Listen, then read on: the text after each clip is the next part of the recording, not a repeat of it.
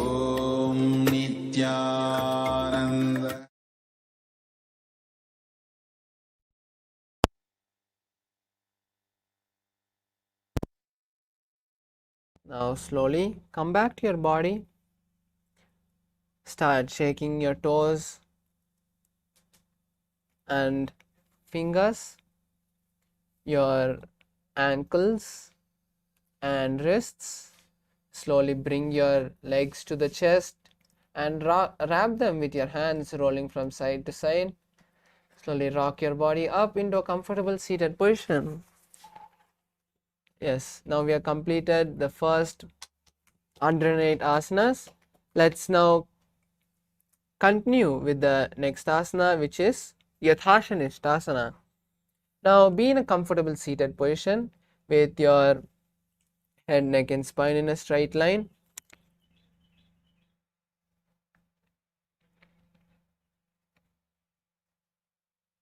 Visualize Swamiji in your inner space and place your hands on the respective knee in Bindu Mudra, which is touching your index and thumbs. Perform the Samana Kumbhaka, which is inhaling, holding the breath comfortably, visualizing the intense fire in your stomach and then exhaling. Visualize Swamiji in your inner space. पर्यङ्कं तत्समाख्यातं यतसंस्थं यथा स्थितिः.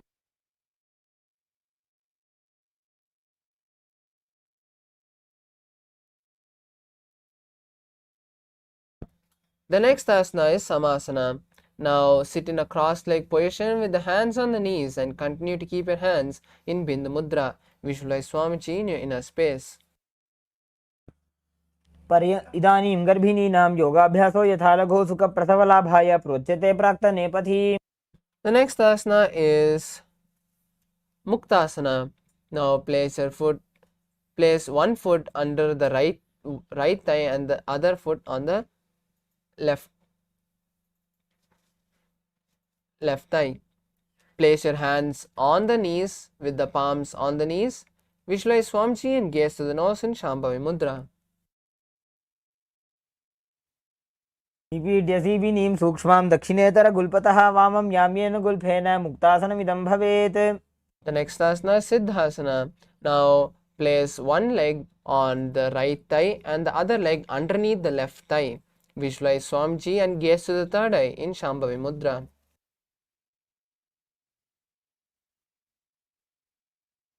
स्थानसंयमितेन्द्रियो चलदृशा पश्यन् भ्रुवोरन्तरं चैतन्मोक्षकपातभेदजनकं सिद्धासनं प्रोच्यते. Next asana is Siddhyasana. Now maintain the same posture as Siddhasana and switch the gaze to the ground in front of you. Perform the Mahamudra Bandha and visualize Swamiji. वामपादकीडीजानो सीवनिमधितासुकोठानो. The next asana is Rudrasana 2. Now maintain the same position and now keep your hands in Bindu Mudra. Visualize Lord Rudra in your inner space and gaze to the third eye. वामचरणपरिदक्षिणराखे एकजुगति ऐसे विदिदाखे. The next asana is Santadhunasana. Now maintain the same position as Rudrasana and switch the gaze to the nose. Visualize yourself as the unshakable nature.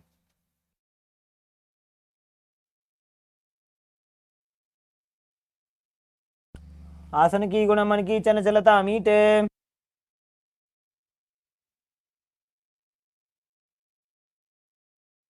Next asana is Siddhasana 2. Now maintain the same position and cup the palms, placing them on the navel. Visualize Swamiji. ऋजुकाय समासीन सिद्धासनमुदीरितं प्रसार्य भुवि पादौ तु दोर्भ्यामङ्गुष्ठमादरात्. Next asana is Bhaddayoni Asana. Now maintain the same position and visualize yourself as the womb of creation. Now perform Shanmukhi Mudra, which is locking your mouth with the ring and little fingers, closing the nose with the middle finger, closing the eyes with the index finger and closing the nose, closing the ears with the thumbs. यत्र मध्ये महादेव बन्धयोन्यासने शृणु. The next asana is Virasana. Now maintain the same posture and place your fingers in Bindu Mudra. Visualize yourself as the space of bravery. एकं पादमथैकस्मिन् विन्यस्योरेण संस्थितः इतरस्मिंस्तथा चोरुं वीरासनमुदीरितम्. Next asana is Valmikasana. Now maintain the same position as you just switch the gaze to the third eye and visualize the great sage Valmiki. डाबा पग की बगतली पुनी एड़ी है जो जम Next asana Joni Mudrasana. Now keep your legs in the same position and switch the gaze to the nose as you visualize the Yoni Mandala in your inner space.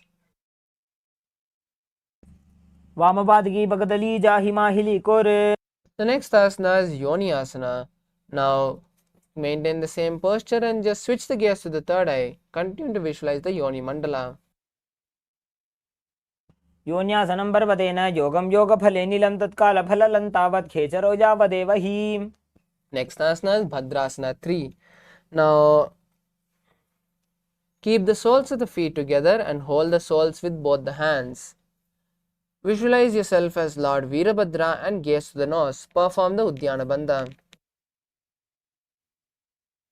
गुल्फौ च वृषणस्यादः सीवन्त्याः पार्श्वयोः क्षिपेत सव्यगुल्फं तथा सव्ये दक्षगुल्फं तु दक्षिणे Next asana is Aghorasana.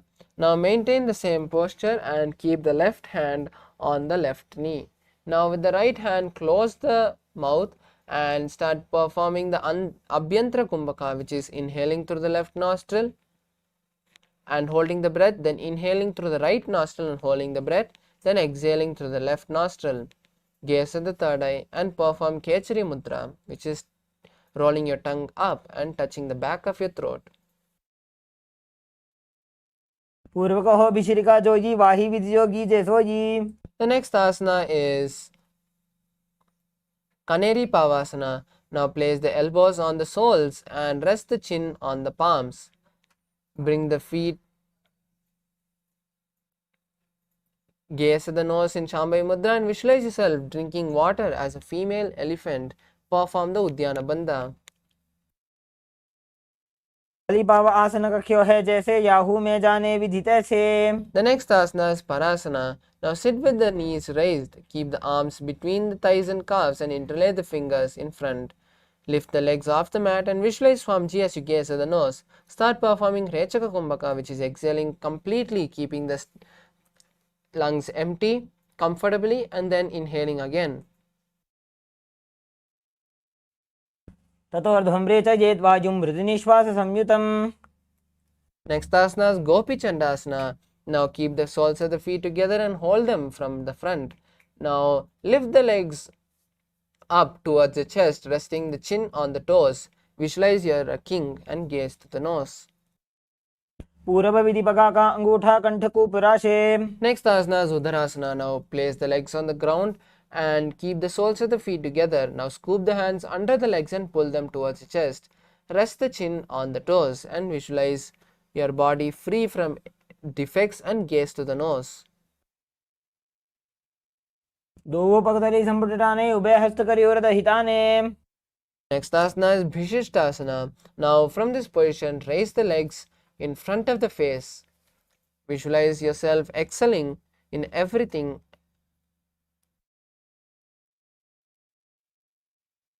दो पगतली जोड़ी संपुट करे Next asana is Bhujasana.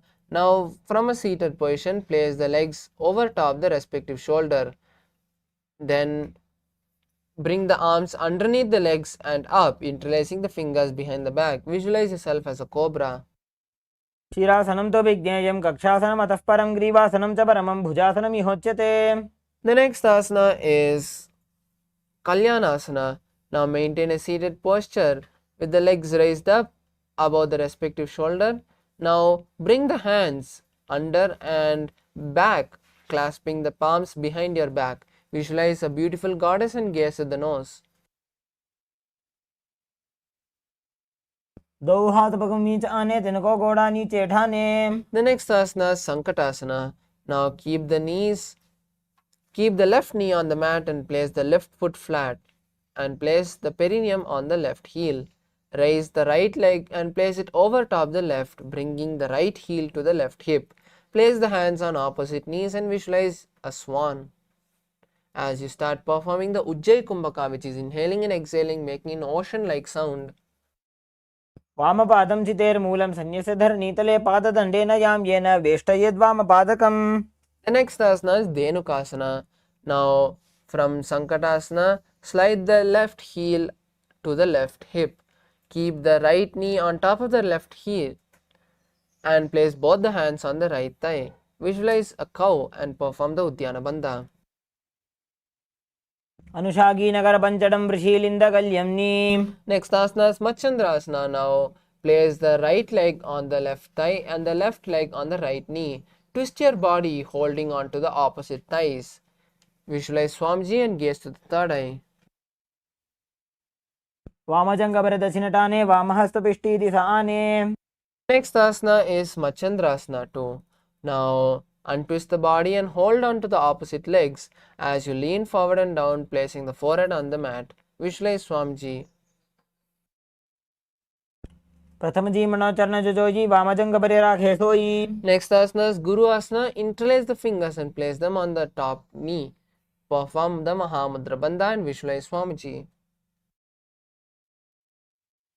ऊर्मूलेतरपादस्य कनिष्ठिका प्रदेशगुल्भं संस्थाप्य. Next asana is Sankatasana. Now with the right knee on the mat, place the left foot flat and sit on the right heel. Place the left leg over top the right and bring the left hand to the right hip. Now place the hands on the opposite knees and visualize a swan in your inner space.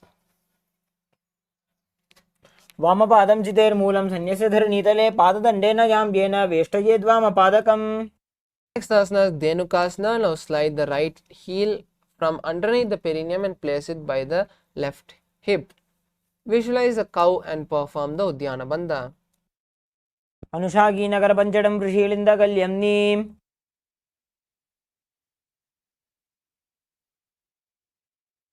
The next asana is Machandrasana. Now place the right foot on the left thigh and the left foot on the right knee.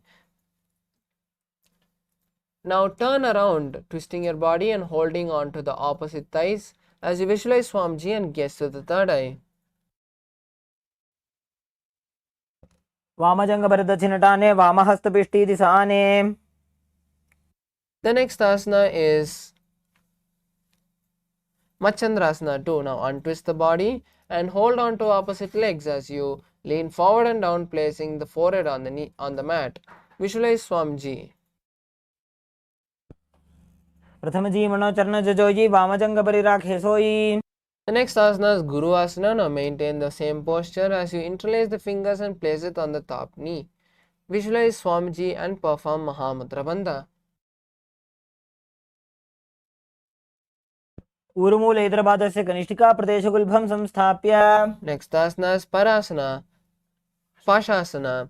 Now sit with the feet flat on the ground and the knees against your chest. Hold on to opposite knees and keep the knees pressed towards the chest. Visualize Swamiji and gaze to the third eye as you start performing Kechari Mudra, which is rolling the tongue backwards and touching the back of your throat.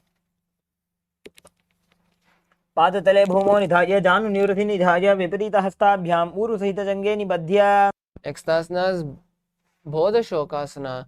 Now continue to maintain the same posture as you hold on to the opposite wrists. Place your chin on the knees and visualize being in a abode of bliss. Gaze to the nose. दोपकतली भूपरिधरे कोरमाहिलिये शेखरे कोरमिलाजी उकड़बैसे जंगा छाती अग्रणी वैसे. Next asana is Kurakatasana. Now from the same posture, now place the hands under the knees, holding on to the opposite elbows. Gaze to the nose and visualize Swamiji. दो हाथ पग बाहर लियावे गोड़ा नीचे ले टहरावे. Next asana is Sumati Asana. Now maintain the same posture as you cross the heels. Gaze to the nose and visualize the Maharishi Sumati. मूलद्वारी धरती परिठाने डाबा पग परिदछ आने. Next asana is Dandasana. Now extend the legs straight. Keep the arms raised above the head with the fingers interlaced and the palms facing outwards. Gaze to the nose and visualize Swamiji as you perform Mahamudra Bandha. इदानीं गर्भिणीनां योगाभ्यासो यथा लघु सुखप्रसवलाभाय प्रोच्यते प्राक्तनेपथि. Next asana is Arambhasana. Now lean forward and down, holding on to the respective toe.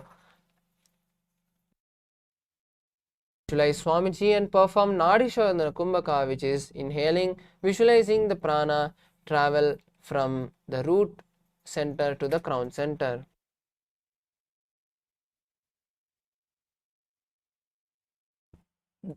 दो पग मिलवा पसारी पगा का अंगूठा पकड़ी लीला टकोड़ा लगावे. The next asana is Bhidokasana. Now sit with the legs straight and extend the knees slightly up. Keep the shoulders down and wrap the hands in and around the legs. Hold the soles of the feet and gaze to the third eye as you visualize Swamiji.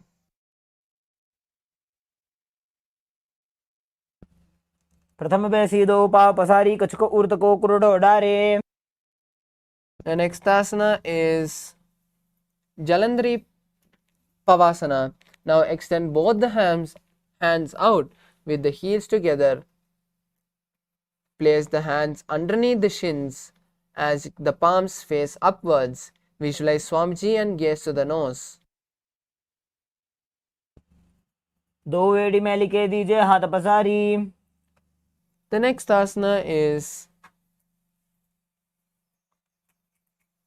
Urdhva Paschimottanasana.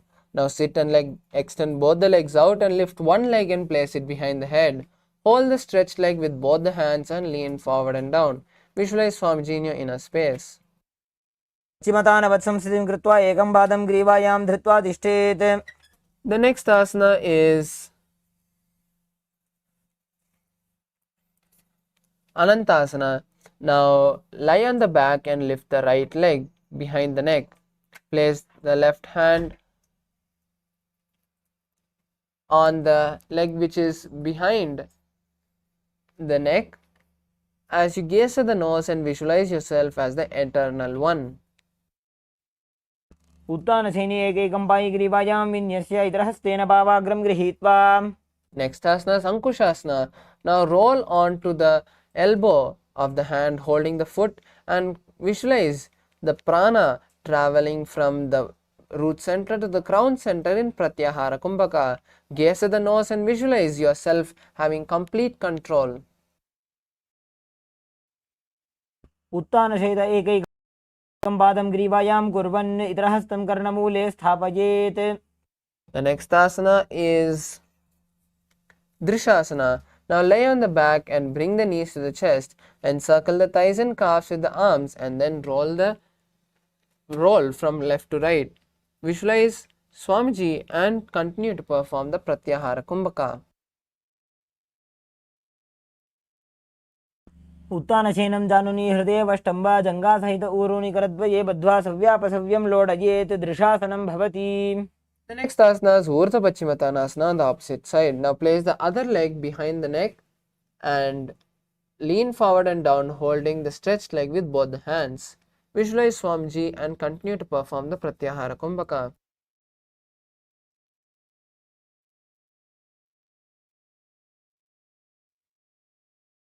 पश्चिमतानवत् संस्थितिं कृत्वा एकं पादं ग्रीवायां धृत्वा तिष्ठेत्. ऊर्ध्वपश्चिमतानं भवति. The next asana is Anantasana. Now slowly lie on the back and hold the leg which is behind the head with the opposite hand. Visualize yourself as the eternal one and gaze at the nose. उत्तानशयने एकैकं पायि ग्रीवायां विन्यस्य इतरहस्तेन पावाग्रं गृहीत्वा.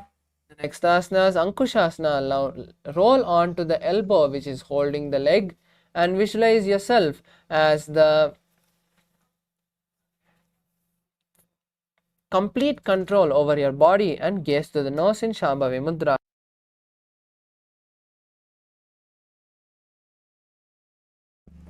उत्तानशयित एकैकं पादं ग्रीवायां कुर्वन् इतरहस्तं कर्णमूले स्थापयेत्. The next asana is Yoga Nidrasana. Now lie on the back with the legs. Lie on the back and lift one leg at a time and place it behind the neck. Visualize Swamiji and gaze to the nose.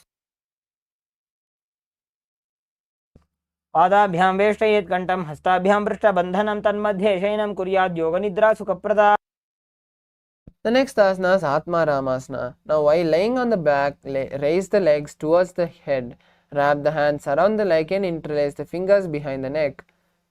Gaze the nose and visualize being blessed by Lord Vishnu.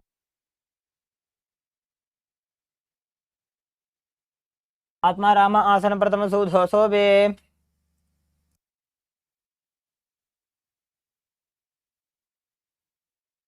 The next asana is Kochikasana. Now lay on the back with the knee to the chest. Keep the soles facing up and arms extended sideways. Gaze to the third eye and visualize Swamiji. दो हाथ सीधा सा करे, 300 वे सफा करे. Next asana is the sequence of Jatara Pravriti 1, 2 and 3. We'll be performing these 6 asanas continuously. So visualize Swamiji throughout this sequence. Now lie on the back with the knees to the chest. Keep the arms to the side at the shoulder level. Now Jatara Pravriti 1, bend one knee to the ground and keep the other leg extended. Jatara Pravriti 2, keep both the knees bent to one side. And Jatara Pravriti 3, stretch both the legs to one side. Hold the leg with the hand on that side. Turn the head to the opposite side of the legs. Visualize Swamiji. Now we'll perform Jatara Pravriti on the other side. Now bring the legs back to the chest and keep the arms stretched to the side. Jatara Pravriti 1, bend one knee to the opposite side to the ground and keep the other leg stretched.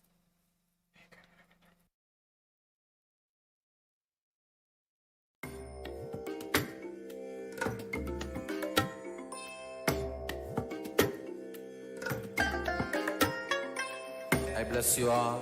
Let you all open all your 3 eyes and manifest the powers of Mahasadashiva. Om Nithyananda Paramashivoham. Om Nithyananda Paramashivoham.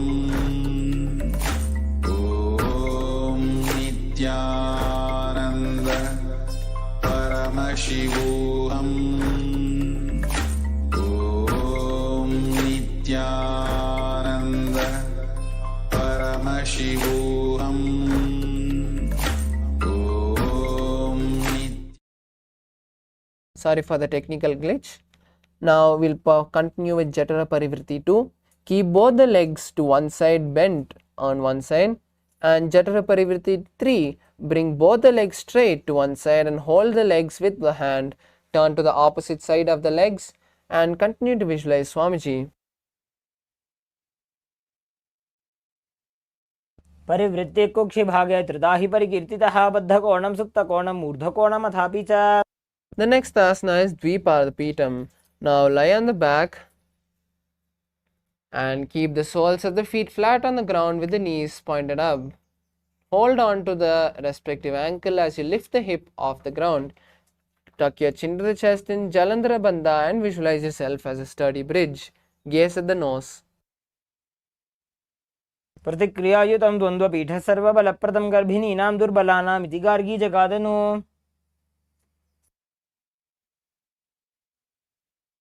Next asana is Paryankasana. Now lay on the back and place the feet flat on the mat.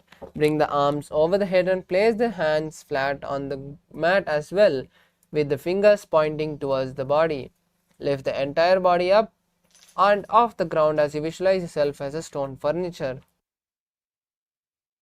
उत्तानशेन हस्ततलाभ्यां भूमिं वष्टाभ्यां पादतलाभ्यां भूमिं धृत्वा. The next asana is Shvotanasana. Now lie on your back and bring the knees to the chest. Hold the respective shoulder and start circling the hips. Visualize yourself as a playful dog lying on its back.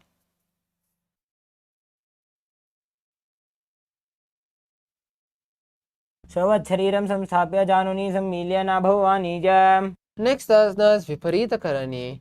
Now lie on your back and raise the hips and legs up. Bring the hands to the lower back for support if needed. or else keep the elbows and hand extended on the mat below, behind the back. Balance the body as the legs raise up straight. Move the legs around in a circle. Visualize Swamiji and perform Jalandhara Bandha as you inhale and exhale in Murcha Kumbhaka. भूतले शिरो दत्त्वा खेनये चरणद्वयं विपरीतकृतिश्चैषा सर्वतन्त्रेषु गोपिता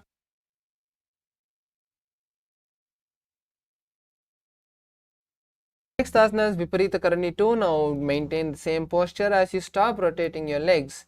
Visualize Swamiji in your inner space. करणी विपरीताख्या सर्वाधिव्याधिनाशिनी नित्यम अभ्यासयुक्तस्य जाठराग्नि विवर्धनी. Next asana is Langalasana.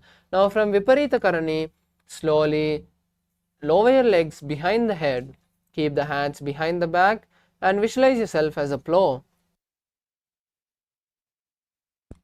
नरकासने स्थित्वा नासिका प्रदेशे भूमौ पादपृष्ठे स्थाप्य. The next asana is Saita Paschimottanasana. Now bring your hands from behind the back and hold on to the respective toes. Visualize Paramashiva in your inner space. तानं शयित्वात् कुर्वीत शयितपश्चिमतानकम्. The next asana is Supta Konasana. Now slowly separate the feet.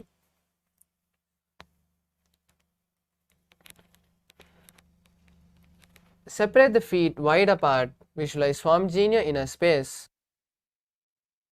परिवृत्ते कुक्षि भागे त्रिधा हि परिकीर्तितः बद्धकोणं सुप्तकोणम् ऊर्ध्वकोणमथापि च.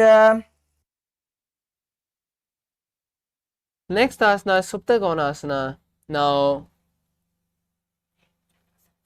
The next asana is Chakrasana.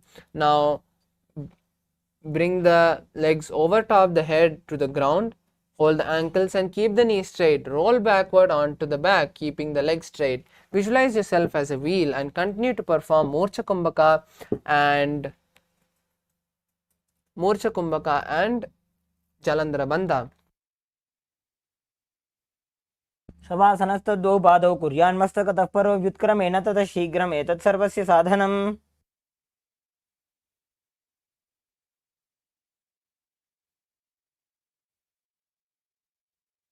Asana Supta Prasarita Padangushtasana.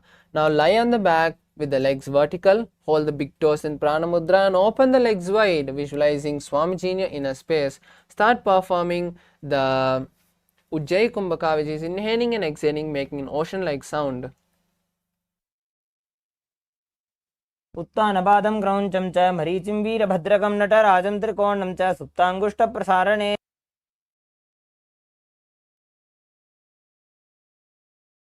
Next asana is Supta Padangushtasana. Now lie on the back with the legs extended up. Hold the big toes in Prana Mudra and visualize Swamiji in your inner space. उत्तानपादं क्रौञ्चं च मरीचिं वीरभद्रकं नटराजं त्रिकोणं च सुप्ताङ्गुष्ठप्रसारणे. The next asana is Matsyasana. Now from Supta Padangushtasana, lay back and hold the opposite elbows over the head. Lock your legs into Padmasana and gaze to the nose. Continue to perform the Ujjayi Kumbhaka. मुक्तपद्मासनं कृत्वा उत्तानशयनं चरेत् कूर्पराभ्यां शिरो वेष्ट्या मत्स्यासनं तु रोगः. The next asana is Parashuramasana. Now from Matsyasana, place the back of the right hand onto the left palm. Gaze to the nose and visualize Lord Rama. प्रथमकरे पद्मासन आछे सूधो सोवे भूपरिपाछे.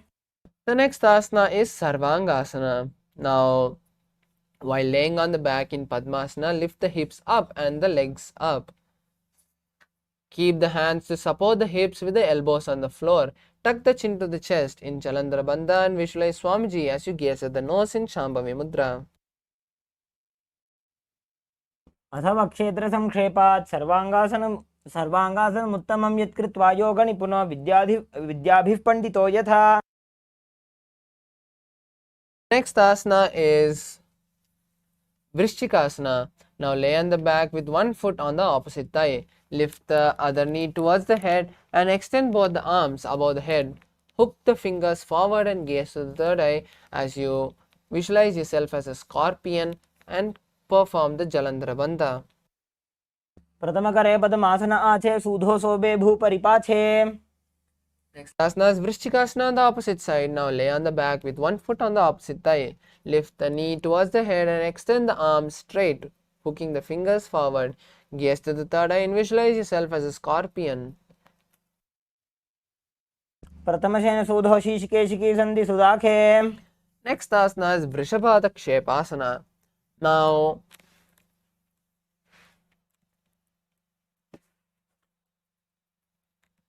lie on the back and interlace the fingers around the neck. Lift one foot off the ground, bringing the knee towards the chest.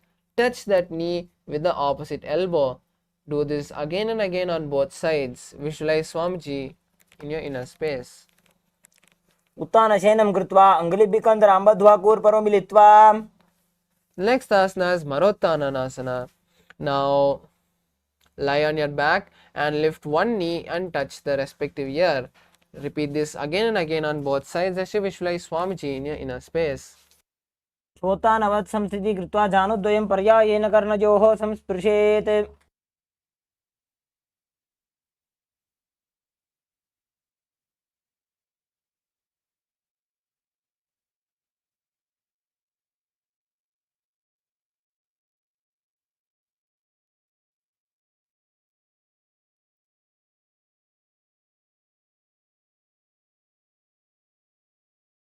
अथ उत्तानसेनं कृत्वा पादतलाभ्यां भूमिं धृत्वा उत्तिष्ठेत् वृकासनं भवति. Next asana is Luthasana. Now lay on the back and quickly throw the legs above the head.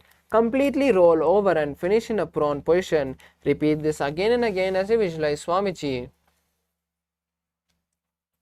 अथ उत्तानसेनं पादौ शिर उल्लङ्घ्य भूमौ स्थापयित्वा. The next asana is Saratasana. Now lay on your belly with the toes extended. Keep the hands on the ground by the shoulders. Contract the lips, making a flute-like sound. Visualize yourself carrying warriors on your chariot back.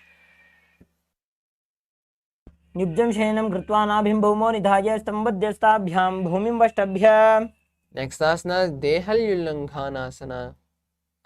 Now place the palms on the mat in a plank position and jump your legs forward and back between your arms. Visualize yourself gone beyond the body and mind. हस्तद्वयं बद्ध्वा तन्मध्यचरणद्वयम् उड्डानैव बहिरानीय अथ नजेत्. Asana is Jatyasana. Now from a standing position, bend forward and place the hands on the mat. Walk backward and forth on all the four limbs as you visualize yourself as a 60-year-old elephant.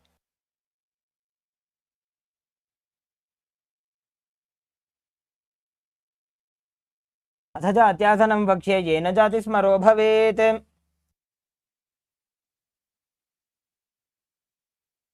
Next is Lolitika Karna. Now stand with the knees bent, heels touching and toes pointed outwards. Bring the hands parallel to the ground and then tilt the head backwards. Slowly bring the hands towards the chest and then away as you roll your head in all directions.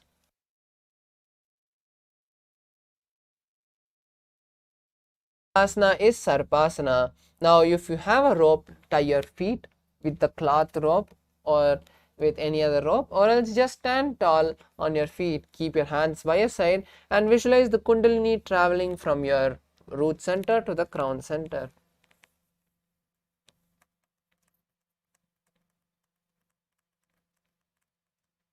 अथ सर्पासनं वक्ष्ये वायुपानाय केवलं शरीरं दण्डवत् तिष्ठेत् रज्जुबन्धस्तु पादयोः. The next asana is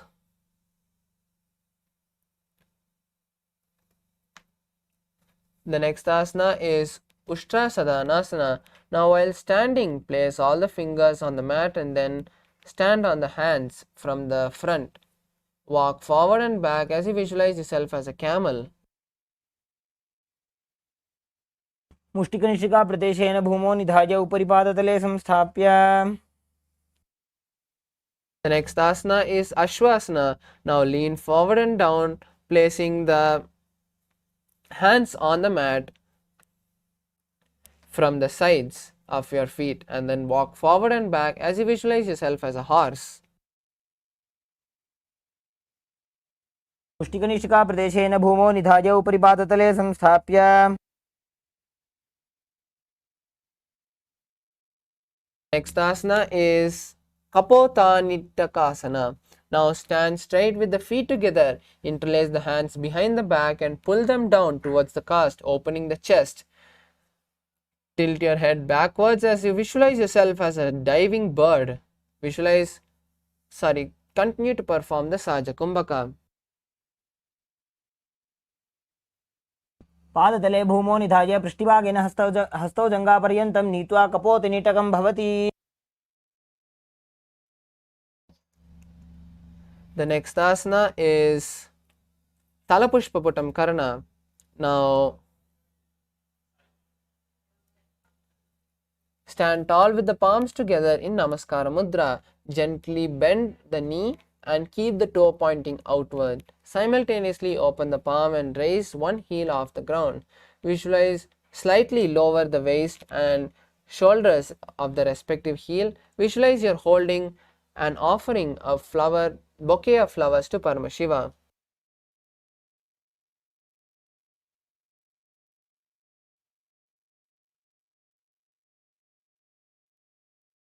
The next asana is Khadgasana. Now lay on your stomach and jump the feet up towards the hands and then stand, bringing the palms together, forming a horn of a rhinoceros. Visualize yourself as a rhino and gaze to the nose. नुजसरतमासनं कृत्वा पादतलाभ्यां भूमिं वष्टभ्य उत्तिष्ठेत् खड्गासनं भवति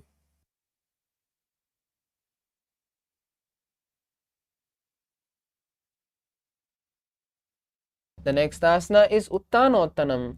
Now sit up all the way and then stand up, visualizing Swamiji in your inner space and gazing at the nose. Mudra. पुनः पुनः उत्थातव्यम् असितव्यम् इति उत्थानोत्थानं भवति The next asana is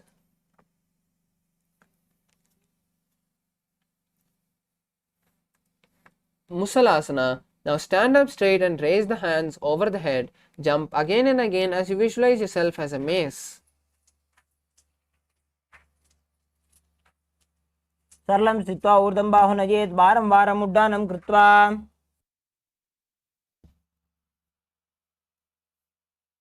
The next asana is Uchirshaka.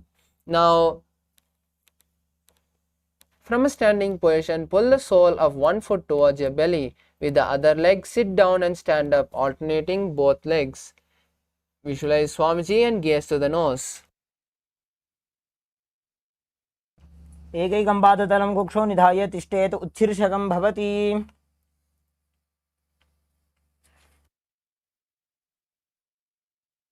Next is the Parshvajanukarana. Now stand and keep one leg slightly bent with the toe pointing to the side. Bend and lift the opposite knee towards the chest, pointing the toe downward. Keep the arm holding the knee with the hand pointing outward and close it into a fist. Let the opposite hand hang down on top of the thigh with the wrist twisted and the fingers pointed towards the body. Next is the Tandavasana. Now stand on one leg and extend the other leg forward. Sit down and stand as you maintain the raised, stretched leg straight. Visualize yourself fiercely dancing as Lord Shiva as you continue to perform the Saja Kumbhaka and Mulabandha. एकेन पादेन स्थातव्यं ताण्डवासनं भवति The next asana is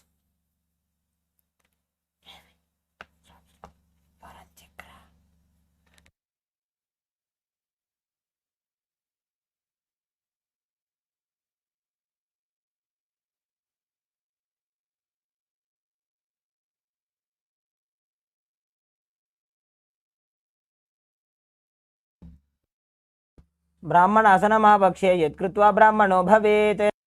The next asana is Garudasana 3. Now stand tall and wrap the left leg over and around the right knee. Tuck the left toe to the center of the body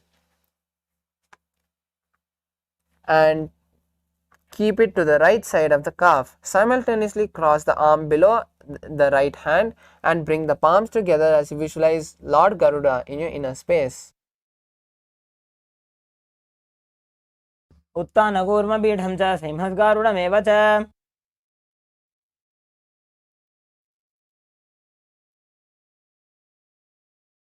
The next asana is Ekapadasana. Now stand on the right leg with the left foot on the opposite thigh. Keep the hand relaxed by the knee and visualize Swamiji in your inner space.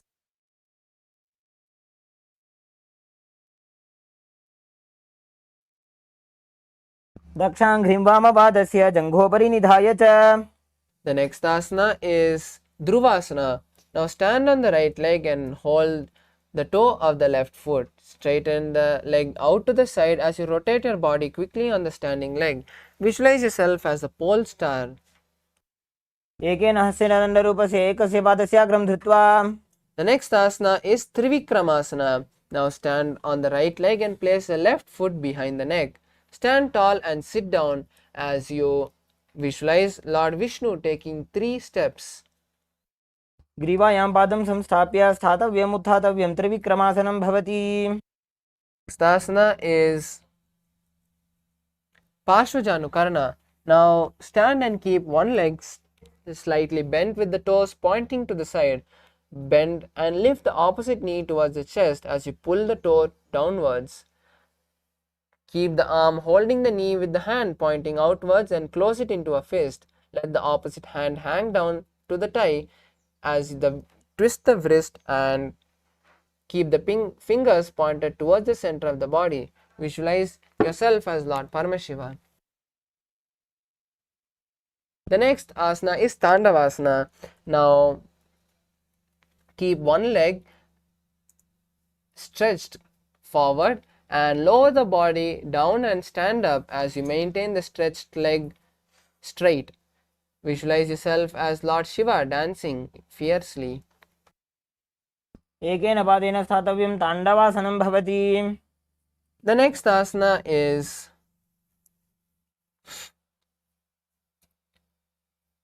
Brahmanasana.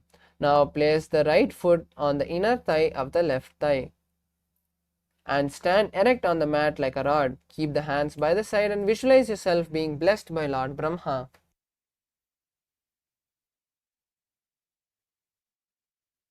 ब्राह्मणासनमावक्ष्ये यत्कृत्वा ब्राह्मणो भवेत्. The next asana is Garudasana 3. Now stand tall and wrap the right leg over and around the left knee. Tuck the right toe on the other side of the left calf as you simultaneously cross the right arm below the left arm.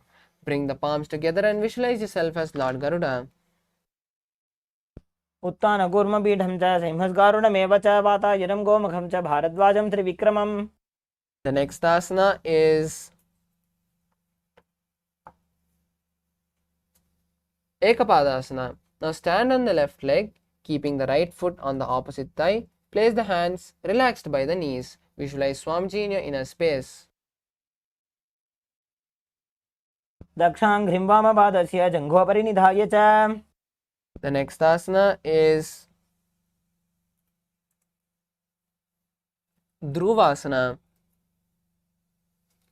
Now stand on the left leg and hold the big toe of the right foot. Then straighten it out to the side and rotate your body quickly on the standing leg. Visualize yourself as the pole star.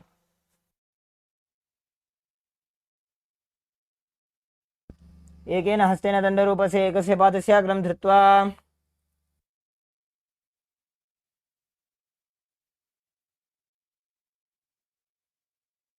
Next asana is Trivikramasana.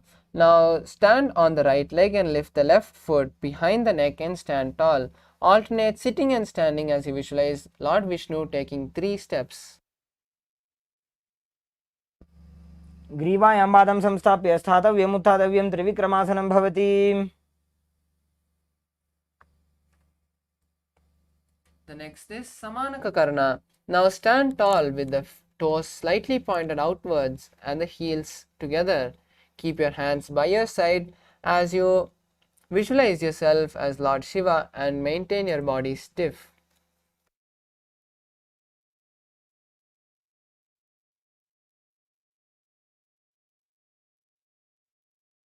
Next asana is Ghora Kanjali Asana. Now stand erect and then bend forward, bringing the hands underneath the knees, making a finger lock. Sit in a squatting position and let the finger lock touch the navel. Visualize the great sage Goraknatha and start performing the Jivachala Kumbhaka, which is inhaling and visualizing the prana travel throughout your body and then exhaling. प्रथम ही उभो होए बाहुरी नीचो पुनि होवे. The next asana is Kanchi Asana. Now insert the hands between the thighs and calves and then wrap the hand around the buttocks. Squat and hold the hands as you visualize Swamiji in your inner space. ऊर्मध्यात् हस्तो निवेश्य नितम्बं धृत्वा. The next asana is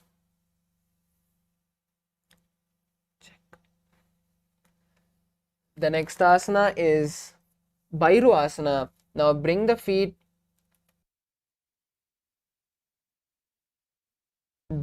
together and sit in a squatting posture with the heels touching the perineum. Hold the hands at the back and sit up straight as you gaze at the nose. Visualize yourself as Kala Bhairava. दो पग की थलिया की माहिली core मिला जी फना पानी उकड़ मोड़ वैसे. The next asana is Varahasana. Now squat all the way down to the ground and keep your feet together and toes apart. Bring your elbows up close to the head and keep the palms joined over the back facing downwards. Visualize yourself as Varaha, the boar avatar of Lord Vishnu. पाकदली की माहिली core मिलाई फना पानी उकड़ मोड़ वैसे. The next asana is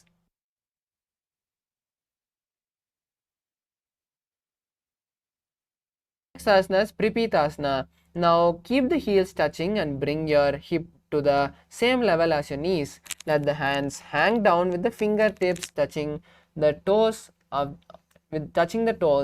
in front of you. Visualize Swamiji in your inner space.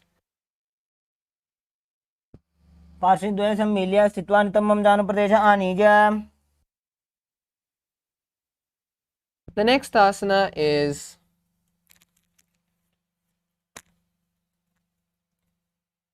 Bakasana. Now place your hands on the mat, finger width, and keep the fingers apart. Place your knees on the back of the arms and lean forward as you lift your legs off the ground. Visualize yourself as a crow. ताभ्यामवनिमवष्टभ्याम्. Next asana is Sushtanga Kapalyasana. Now kneel down to the ground and keep the palms spread for support. Raise the body onto the head and legs into Padmasana. Visualize yourself as Swamiji and gaze to the nose. आसन गोगुण कपाल आछो होई. The next asana is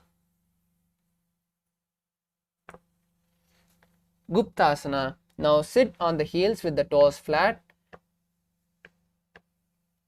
Now slowly open the feet to the side as you place the perineum on the mat.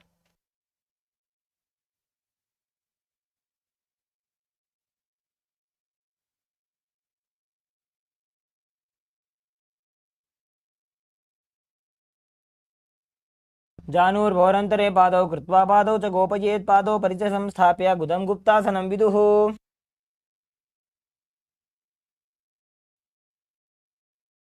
The next asana is Vrikshasana. This is an inverted asana, so you can take the support of the wall or a partner. Now place your hands on the ground, shoulder width apart, and slowly walk your legs forward, stacking your hips on the shoulders. Slowly kick your legs off and balance in a handstand as you visualize yourself as a tree with deep roots. सप्तचक्रक्षालनाय वृक्षासनविशेषकाञ्चननेन्द्रियदादाढ्य कोणभेदान् समभ्यसेत्.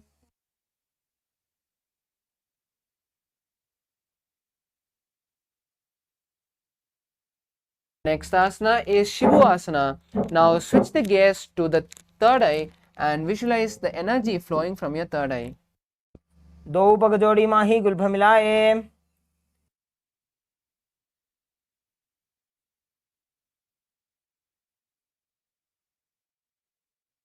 The next asana is Matsyasana 2. Now come to a plank position with your hands shoulder width apart. Slowly lower the body to the ground and raise it again. Repeat this again and again as you visualize yourself as a fish. निब्जं शयनं कुर्परो पार्श्वभागाय मूर्धकृत्य. The next asana is Sarpasana.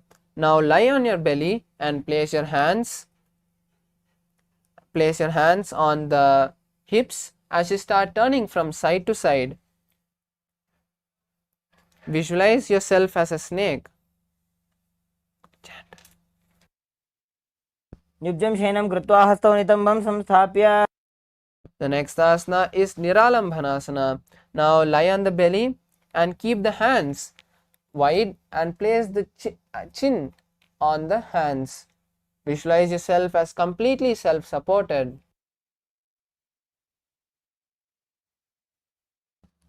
कराभ्यां पङ्कजं कृत्वा तिष्ठेत् कुर्परया सुधीः. The next asana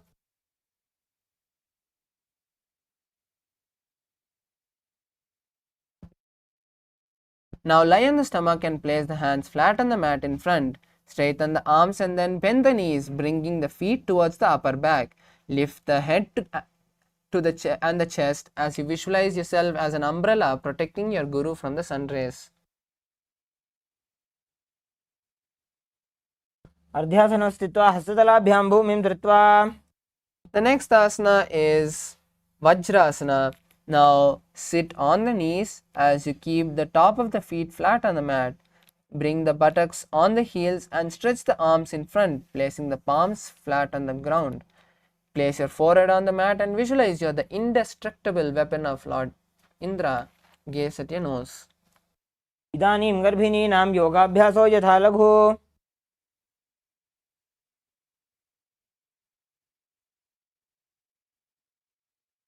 Next asana is Meshasana. Now push your body up into Gajasana on the hands and feet with the hip raised. Alternate striking the hand to the ground. Visualize yourself as a powerful ram. गजासनं संस्थितो एकैकं बाहुं भूमौ ताडयेत् मेषासनं भवति. The next asana is Ajasana. Now from Gajasana, lift the legs into the hair, slowly bringing the forehead to the ground. Visualize yourself as unborn and existing for all eternity. गजासनं संस्थितो पादद्वयमन्तराळे कृत्य.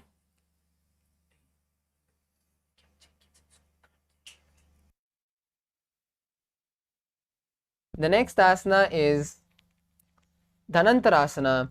Now sit on the heels with the leg together. Interlace the fingers around the toe and pull the feet towards the perineum. Then place the hands on the respective knee and straighten the spine. Keep the nose, gaze to the nose and visualize Swamiji in your inner space. पूर्व विधि परिहाता की काकसी से फना शरा मोड़ी.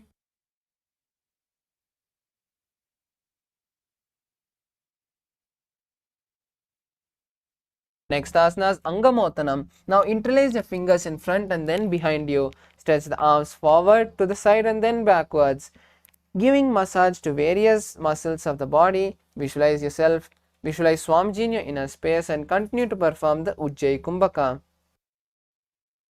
हस्तयोः अङ्गुले बद्ध्वा हस्तयोर्मध्यात् सर्वमङ्गं निष्कासयित्वा तिष्ठेत् अङ्गमोत्तनं भवति. The next asana is Garudasana 4. Now sit on the heels in Vajrasana, then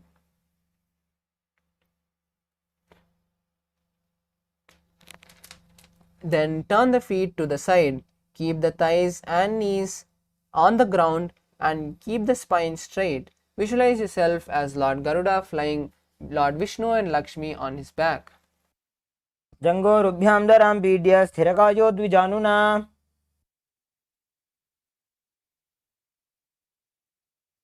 Next asana is Ananda Mandirasana. Now sit with the legs folded on the back and toes pointed backward. Keep the knees wide and the front of the buttocks on the ground. Visualize yourself residing in a blissful temple as you gaze to the third eye in Shambhavi Mudra. अथ वक्षे वीरनाथ आनन्दमन्दिरासनं यत्कृत्वा अमरो धीरो भवत्येवेह साधकः. The next asana is Mandukasana 2. Now sit with the knees wide and the feet and the ankles overlapping. Place your hands on the knees and gaze to the nose as you place your tongue in Manduki Mudra, which is rolling your tongue backwards and pressing it against the upper palate. Visualize yourself as a frog and perform the Uddiyana Bandha. पृष्ठं सम्पीड्य गुल्फाभ्यां जान्वङ्गे सवलयाकृतिः हस्तौ पादतले क्षिप्तो मण्डूकं पाददोषहृत्. The next asana is Narasimhasana. Now keep your toes on the mat and the heels up and together. Place the perineum on your hand and place the palms on the ground with the fingers spread apart wide. Let the thumbs touch and lean forward as you extend your tongue out and gaze forcefully. Gaze at the nose and visualize Lord Narasimha.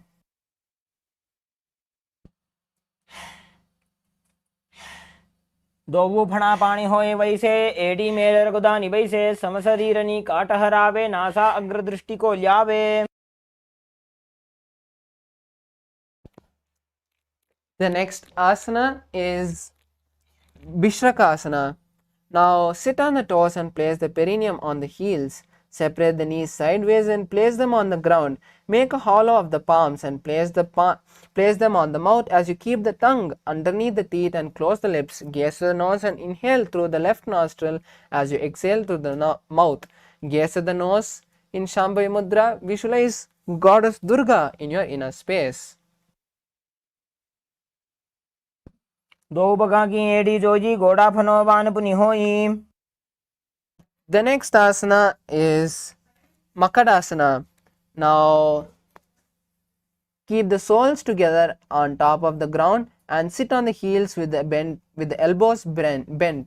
Bring the fingers to the chest as you start scratching your body, visualizing yourself as a playful monkey. Gaze to the third eye in Shambhavi Mudra. दोवु पगतली संपुट आने तिनकी पिष्टि भूमि परिठाने.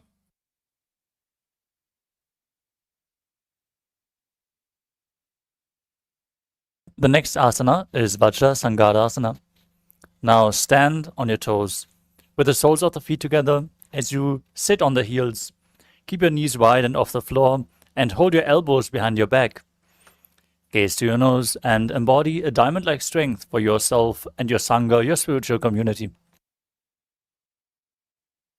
प्रथम पणा पाणी होए वैसे दोवु AD गुदानी वैसे गोड़ा उभा राके धीर आड़े वाज पसारे धीर.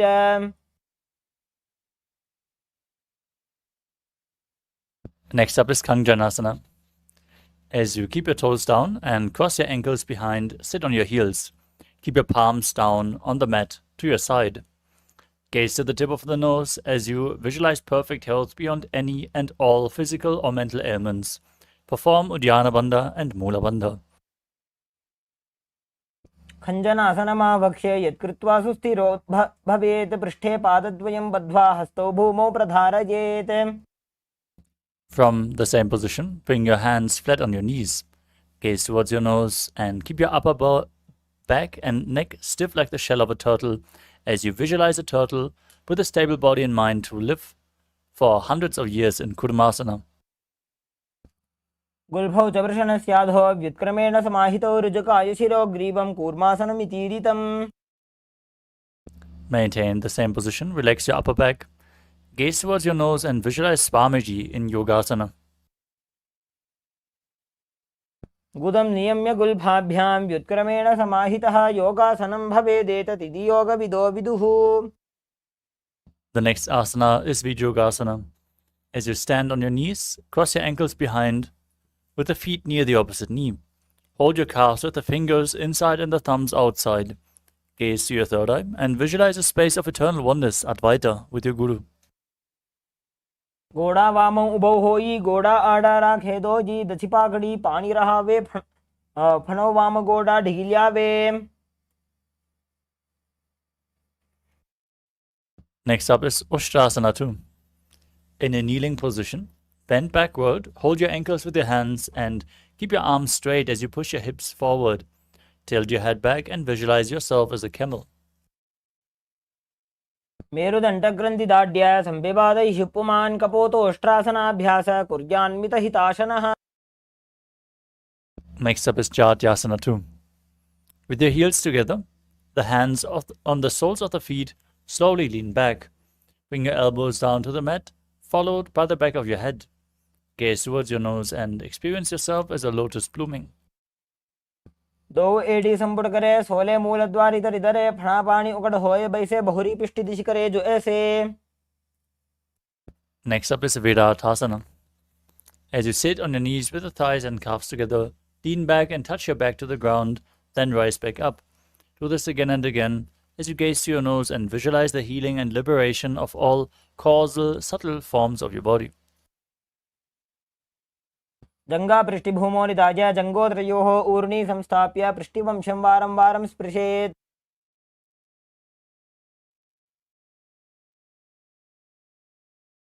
The next asana is Kapotasana. From Virattasana, raise your hips higher, bring your forearms on the mat, and hold the back of your heels as you place your head in between your feet. Now visualize yourself as a beautiful dove. मेरुदण्डग्रन्थिदाढ्य संविवादैः पुमान् कपोतोष्ट्रासनाभ्यास कुर्यान्मितहिताशनः. We move on to Vadasana. Now stand upright on your knees with the toes tucked. Hold your arms with opposite hands. Gaze towards your nose as you enter the boon fulfilling posture. Receive your boon from Paramashiva as you internally chant Om Nithyananda Paramashivoham. जानुनी भूमो संस्थाप्य हस्ताभ्यां बाहु परस्परं धृत्वा सरलं तिष्ठेत् वरासनं भवति. The next asana is Varahasana 2. Now keep your knees together, toes tucked. Lean forward and bring your elbows down to the mat, with your hands holding your head as you rest your buttocks on the heels. Now visualize yourself as Varaha, the boar avatar of Lord Vishnu. सूर्यं चन्द्रं भेदनानि आसनानि निकथ्यते. The next asana is Mundasana, another inverted posture. Now place your forearms on the ground, elbows shoulder width apart. Interlock your fingers and place the crown of your head on the mat. As you hold your head with both hands, raise your hips, walk your feet forward, and then lift your feet straight up as you gaze to the nose and visualize yourself as a lob tree, breathing in Sahaja Kumbhaka, calmly through your nose in Mundasana. अधो मुंडासनं वक्ष्ये सर्वेषां प्राणिनां सुखम्. Next up is Andhasana. From a kneeling position with your feet flat, bring your head in between the knees. Hold your head with both hands, elbows outside the knees, as you calmly inhale through your nose and exhale through your mouth. Gaze to your nose and visualize Swamiji in your inner space.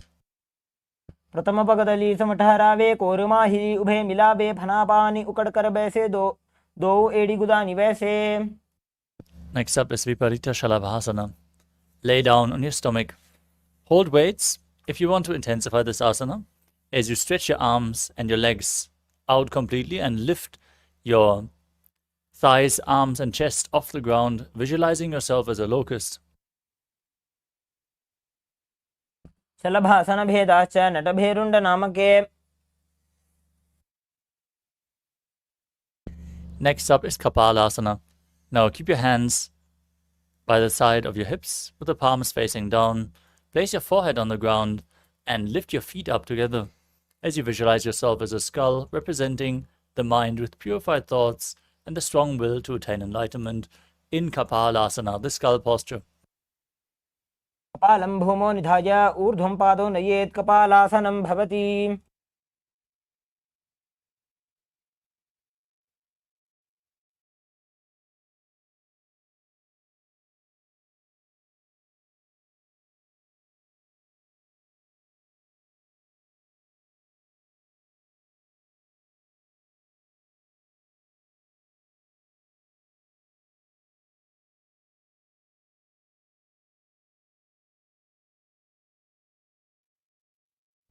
We move on to Akasha Kapotasana. Lay on your stomach, place the hands back and lift your hips and bring your feet over your head on the ground in front of you. Now visualize yourself as a free and open dove in Akasha Kapotasana. प्रासने स्थित्वा चरणौ भूमेरुत्थाप्य मस्तकोपरि नीत्वा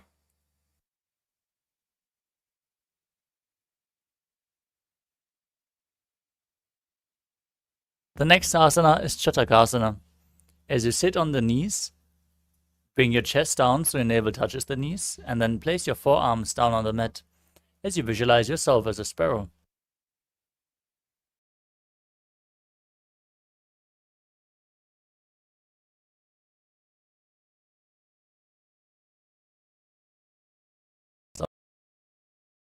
On the ground, raise your hips up, bring your feet up over your body, touching your head as you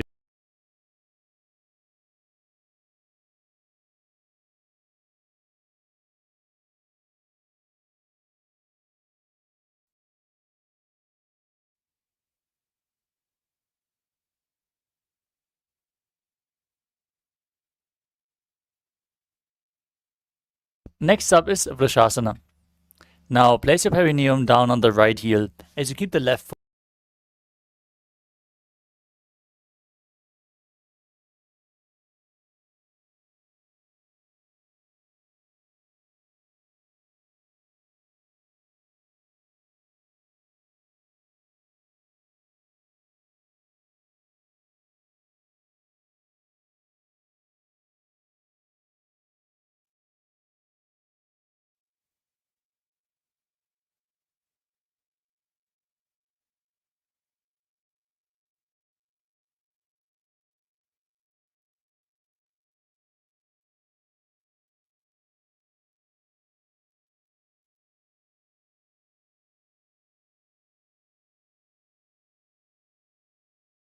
and perform Antaranga Kumbhaka. लोलासनं सदा कुर्यात् वायुलोलापघातनात्. Asanas Vrishasana on the opposite side. Now place the perineum down on the right heel and keep the left foot outside of the hip.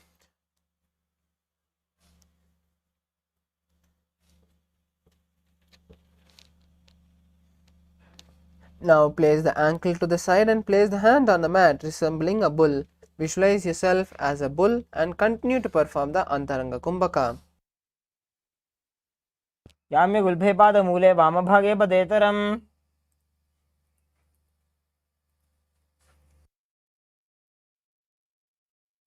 Next asana is Balagunasana.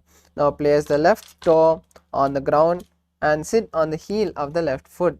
Place the right foot flat on the ground with the knee raised towards the chest. Place the palm on the respective knee and maintain an upright position as you visualize yourself as Balaguna, one of the 84 Siddhas. आसन को गुण जल विकार जाई.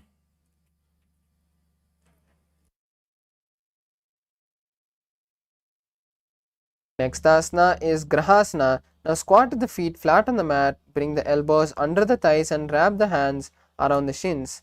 Hold the ankles from the outside as you visualize yourself as an entire planet.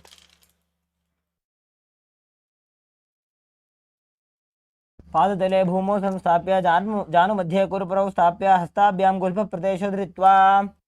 The next asana is Balagunasana on the opposite side. Now place the right toe on the mat and sit on the right foot.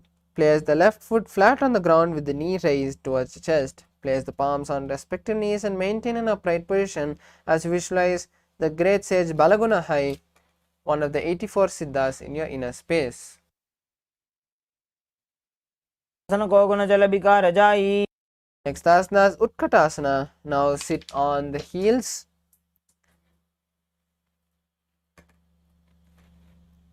And place the palms on top of the respective knee. Keep the head, neck and spine in a straight line as you visualize Swamiji in your inner space. Continue to perform the Antaranga Kumbhaka.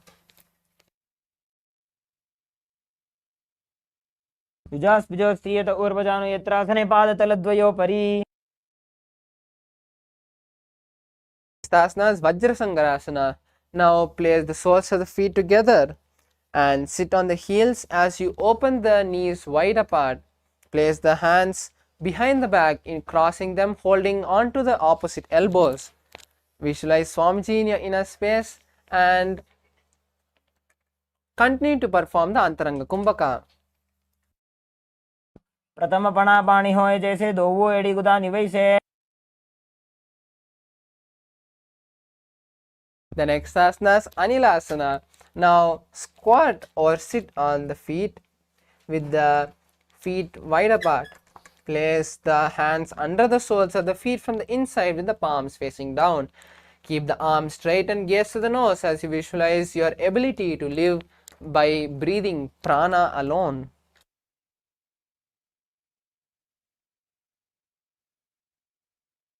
दो हाथ भूमि पर डाने कहुनी जाड़ी ना भिलग आने. The next asana is Padukasana. Now place the back of the hands on the mat with the fingers facing towards the body. Step the feet onto the hands and hold the feet with the fingers. Start walking back and forth on your mat as you visualize yourself wearing padukas. Continue to perform the Antaranga Kumbhaka. असतलयोः पादतले कृत्वा तिष्ठेत् गच्छेत् पादुकासनं भवति. Next asana is Kukotodana. Now place the hands shoulder width apart on the mat and kick the legs up and let it land back on the mat. Repeat this again and again as you visualize yourself as a rooster. हस्ततले भूमौ कृत्वा पादतले च ऊर्ध्वमुड्डानं कृत्वा. The next asana is Viparita Nrittasana. Now place the hands on the mat, shoulder width apart. Lift the legs towards the sky.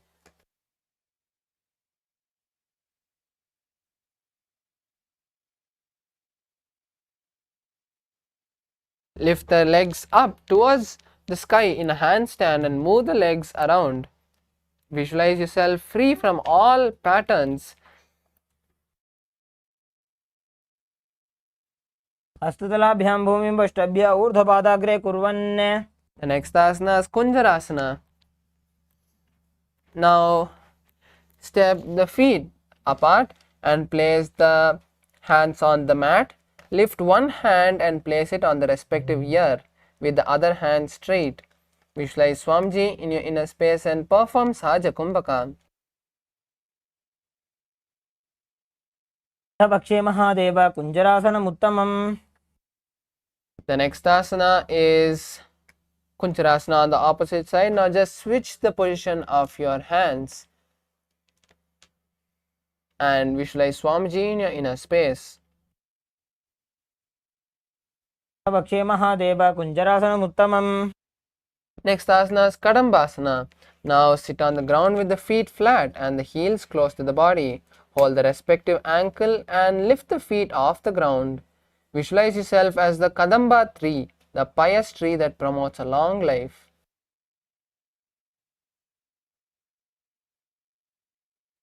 पार्श्वेभ्यां भूमिं वष्टभ्य हस्तद्वयेन गुल्भौ धृत्वा. The next asana is Pavanamuktasana. Now sit on the ground with your knees and thighs to the chest. Press your body as you visualize the excess vata leaving the system. द्वयोस्तु पादयोः पाणिं लात्वा स्वस्वनितम्बके. The next asana is Chakorasana. Now stretch the leg forward and place one leg behind the head. Keep the hands by the side and lift the body off the ground. Visualize yourself as a powerful source of energy and gaze at the third eye. पूर्वतानं चतुष्पादपीठं वज्रासनं तथा. The next asana is Dhanurasana. Now stretch both the leg forward and hold the legs with the respective hands. Pull the left leg towards the ear and keep the right leg straight. Visualize yourself as a bow. पूर्वतानं चतुष्पादपीठं वज्रासनं तथा. The next asana is Ashtavakrasana. Now sit on the ground with the legs stretched and place the left leg over top the left shoulder.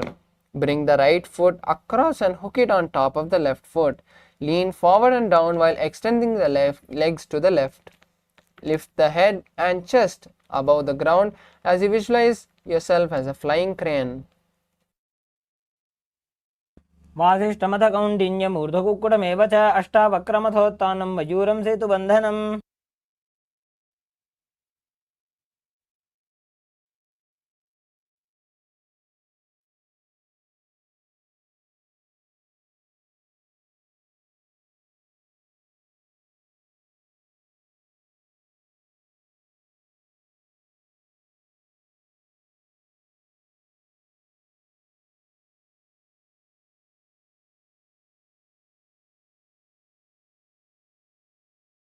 एतत् प्रभेदं वक्ष्यामि करोति यस्य चामरः.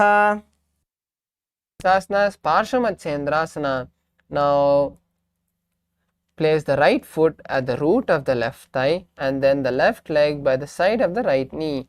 Hold the left hand by the right and twist the body remaining steady. Visualize the great sage Matsendranath and gaze at the third eye. पार्श्वाभ्यां धृत्यते यास्तु पार्श्वमत्स्येन्द्रमुत्तमम्. The next asana is Chakorasana on the opposite side. Now stretch both the legs forward and place the opposite leg behind your back. Place the hands by the side and lift the body off the ground, keeping the other leg stretched upwards. Visualize yourself as a powerful source of energy and gaze at the third eye. पूर्वतानं चतुष्पादपीठं वज्रासनं तथा. The next asana is Dhanurasana. Now hold both the legs with the respective hands and pull the right leg to the ear. Keep the left leg stretched as you visualize yourself as a bow. पादाङ्गुष्ठौ तु पाणिभ्यां गृहीत्वा श्रवणावधि धनुराकर्षकाकृष्टं धनुरासनमीरितम्. The next asana is Ashtavakrasana. Now keep the right leg over top the right shoulder. Bring the left foot across and hook it on top of the right foot. Lean forward and down while extending the leg out to the right side. Lift the head and chest up as you find balance, visualizing yourself as a flying crane. वासिष्ठमथ कौण्डिन्यम् ऊर्ध्वकुक्कुटमेव च अष्टावक्रमथोत्थानं मयूरं सेतुबन्धनम्.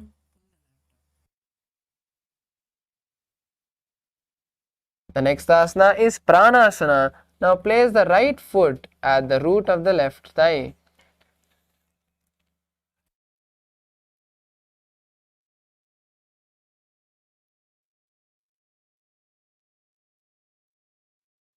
Now place the right foot on the left thigh and bring the left foot flat on the ground.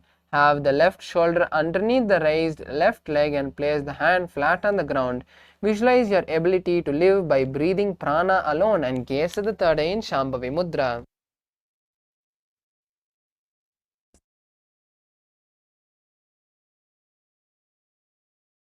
एतत् प्रभेदं वक्ष्यामि करोति यस्य चामरः.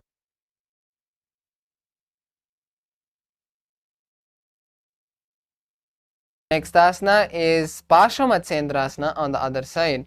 Now place the right foot in front of the root on the root of the left thigh and then place the left leg by the side of the right knee. Hold the hold the right hand with the left hand and twist the body remaining steady. Gaze at the third eye in Shambhavi Mudra and visualize the great sage Matsendranath. पार्श्वाभ्यां धृत्यते यास्तु पार्श्वमत्स्येन्द्रमुत्तमम्.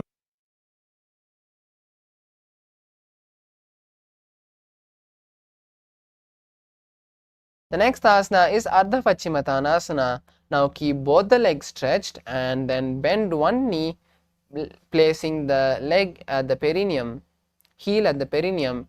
Bring the chest forward and down as you hold the front foot with both the hands, bringing the head towards the knee. Keep the legs straight and visualize Swamiji in your inner space as you perform the Jiva Chala Kumbhaka, which is inhaling, and visualizing the prana travel throughout your body and then exhaling. एकं पादं प्रसार्य एकं पादस्य पार्श्वना Seoni सम्पीड्य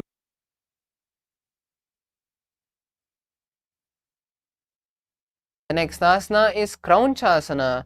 Now place the left ankle outside of the hip and hold the sole of the right foot and lift the left leg. Then bring the leg towards the forehead and keep the knee straight. Gaze to the nose as you visualize yourself as a crane. उत्तानपादं क्रौञ्चं च मरीचिं वीरभद्रकं नटराजं त्रिकोणं च सुप्ताङ्गुष्ठप्रसारणे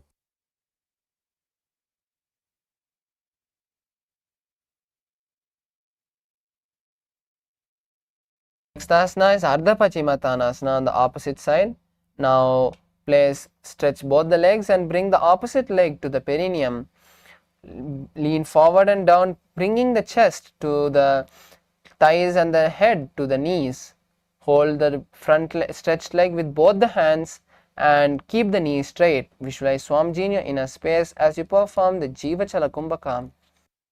उत्तानपादं क्रौञ्चं च मरीचिं वीरभद्रकं नटराजं त्रिकोणं च सुप्ताङ्गुष्ठप्रसारणे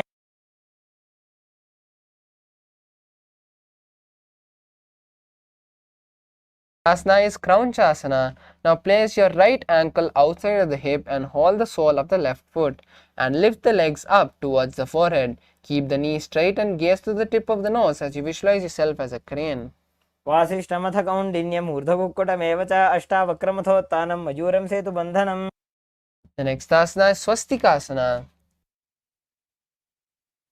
Now sit with the soles between the thighs and calves and keep the spine straight. Place the palms on the respective knee as you gaze at the nose in Shambhavi Mudra. Visualize yourself as the embodiment of peace, good fortune and prosperity.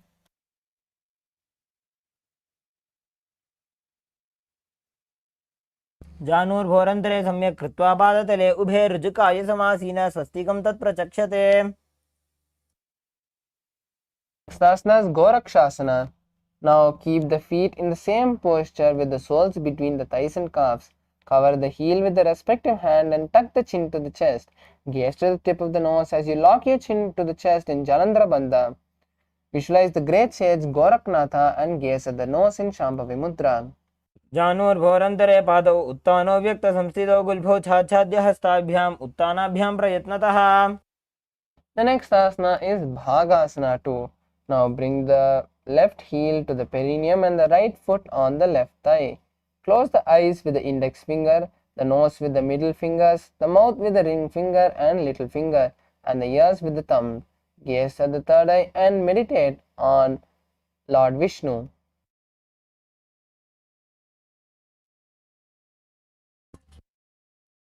वामपार्श्वमुकुदं संस्थाप्य दक्षाङ्घ्रिवामझगने.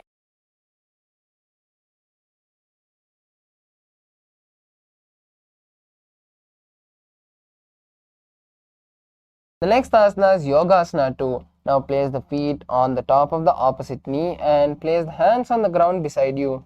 Keep the palms facing up with the spine straight. Gaze to the nose and visualize Swamiji in your inner space. And gaze to the nose in Shambhavi Mudra. Start performing Kakachancha Kumbhaka, which is inhaling with the tongue stretched out and folded like a straw, and then exhaling through the nose. उत्तानौ चरणौ कृत्वा संस्थाप्योपरि जानुनोः. Next asana is Urdhva Kukkutasana. Now roll the hand and place the palms on the mat. Lift your body off the ground and visualize yourself as a rooster. Continue to perform Kakachancha Kumbhaka. वासिष्ठमथ कौण्डिन्यम् ऊर्ध्वकुक्कुटमेव च अष्टावक्रमथोत्थानं मयूरं सेतुबन्धनम्. Next asana is Siddha Haratali Asana. Now place your hands between the gaps of your thighs and calves. Maintain that posture without lifting your body as you gaze to the nose in Shambhavi Mudra and visualize Swamiji in your inner space. प्रथम पद्मासन को करे, हस्त दो भूगोड़ासन जिधरे. The next asana is Hamsasana. Now lift your body off the ground from this position as you visualize yourself as a swan and gaze to the nose in Shambhavi Mudra. Continue to perform Kakachanchukumbhaka. Kukkutasana स्थित्वा स्कंदपर्यन्तं ऊरोनि नीत्वा. Next asana is Karumukasana. Now from Padmasana, place the hands between the thighs and calves, and while sitting, reach the hands behind the body, interlacing the fingers behind the buttocks. Bring the forehead to the floor and gaze to the nose as you visualize yourself as Lord Shiva's bow. प्रथम पद्मासन को करे, घोड़ासन दिमाही कर इधरे. Next asana is Kurmasana 2. Now from Padmasana, insert both the hands through the thighs and calves, bend the elbow and hold the respective shoulder as you visualize yourself as a tortoise. Continue to perform Kakachanchukumbhaka. By जंग पर दक्षिण बावा, दाई जंग पर by वा. The next asana is Granthi Bedasana. Now maintain the same posture as you tuck your chin to the chest in Jalandhara Bandha. Visualize Lord Shiva in your inner space and gaze to the nose in Shambhavi Mudra. Perform Kakachanchukumbhaka. अथ वक्षे नीलकंठ ग्रंथिभेदासनं शुभं ज्ञात्वा रुद्रो भवे क्षिप्रं सूक्ष्मवायुनिषेवनात्. The next asana is Uttana Kurmasana. Now slowly roll onto your back and lie down on your back.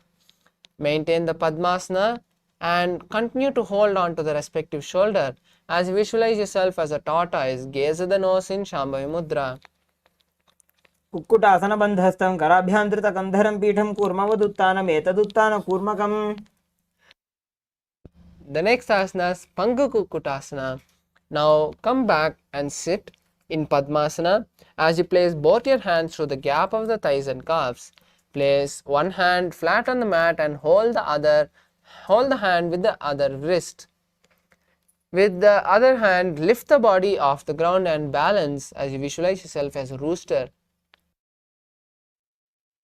कुक्कुटासनं स्थित्वा एकेन हस्तेन अन्यसमनिबन्धं धृत्वा. Next asana is Panga Kukkutasana on the opposite hand. Now hold on to the opposite hand's wrist as you lift the body and balance on one hand. Visualize yourself as a rooster. कुक्कुटासनं स्थित्वा एकेन हस्तेन अन्यसमनिबन्धं धृत्वा. Next asana is Gridrasana.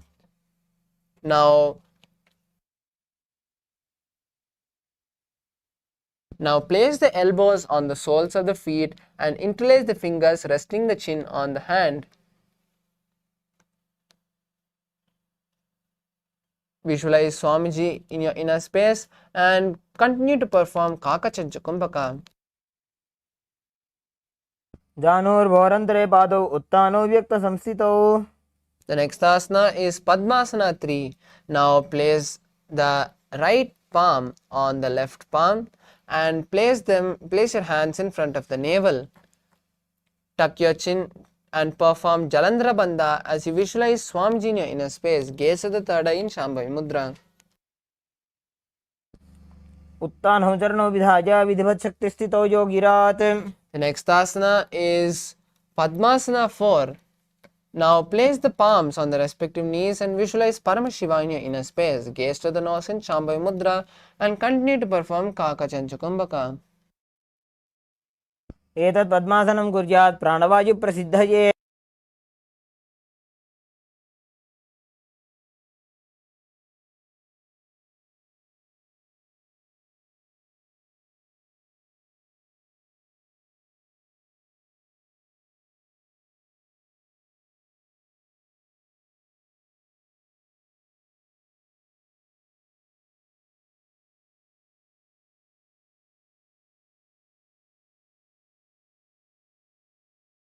The next asana is Padmasana.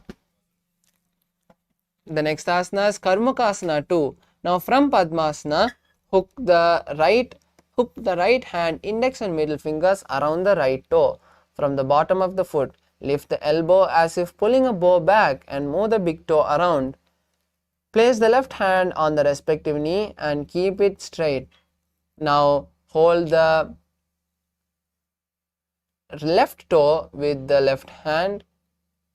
right hand and start circling the left toe as you place the right hand straight on the knee. Visualize yourself as a bow in Karmakasana 2. अथान्यासनमवक्षे योगपूरकरक्षणात्. The next asana is Karmakasana 3. Now from Padmasana, cross the hands behind the back and hold the big toes. Inhale through the tongue and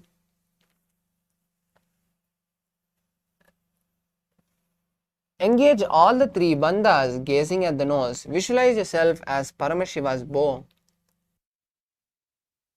कार्मुकासनमाक्षित्य उदरे पूरयेत् सुखम्. The next asana is Dhridasana. Now maintain Karmakasana 3 and release the Mahamudra Bandha. Gaze at the third eye and visualize yourself as the third eye of Paramashiva. Continue to perform Kakachancha Kumbhaka. ऊरुभ्यामुपरि स्थाप्य पादयुग्मं प्रयत्नतः दक्षिणं सव्यदेशे च सव्यं दक्षिणदेशके. The next asana is Nagrasana. Now from Karmakasana, try to lie down on the back by holding your toes. If you can't hold on, release the toes and just cross the arms behind the back. Visualize yourself as a snake and gaze to the nose as you perform Saja Kumbhaka. प्रथम पद्मासन कोठाने दो हाथ पाछाने आने पाद अंगूठा पकड़े आनी सोबई कहुन्या कुल्या पानी. Next asana is Khandukasana. Now lie on the back and bend the knees, placing the thighs on the chest. Wrap your legs with the hands and press your body. Squeeze your body as you visualize yourself as a ball. Continue to perform Saja Kumbhaka. वेत्रासने स्थित्वा हस्तपादान् निष्कुष्य ऊर्ध्वं नयेत् पृष्ठवंशेन भूमिं पोथयेत् कन्दुकासनं भवति. Next asana is Urdhva Pavanasana. Now lay on the back with the knees raised together. Keep the feet flat on the ground and interlace the hands behind the head. Visualize Swamiji and gaze to the nose in Shabhai Mudra as you continue to perform Saja Kumbhaka. प्रथमे सूधो सैनकरावे घोड़ा ऊभा राशि मिलावे गुल्पमाहिला अंगुष्ठ doji करे एक समेल रसोजी उभय हस्त कांगसी करे सोले मस्तक नीचे धरे नासा अग्रदृष्टि टहरावे याते नाड़ी सरल तपावे. Next asana is Markata Pitasana. Now place your hands underneath the respective heel and lift the hips off the ground. Tuck the chin to the chest in Jalandhara Bandha and visualize yourself as a powerful ape. उत्तानशयनं पादतले उत्तानहस्तयोः स्थापयेत् पृष्ठभागमुत्रमजेत् मरकटपीठं भवति. The next asana is Uttana Shikihi Pitakasana. Now lie on your back and raise the hips up. Support the hip with the hands and place the wrist on the hips. Place the elbows on the ground to bear the weight of the body and tuck the chin to the chest in Jalandhara Bandha. Visualize Swamiji and gaze at the nose.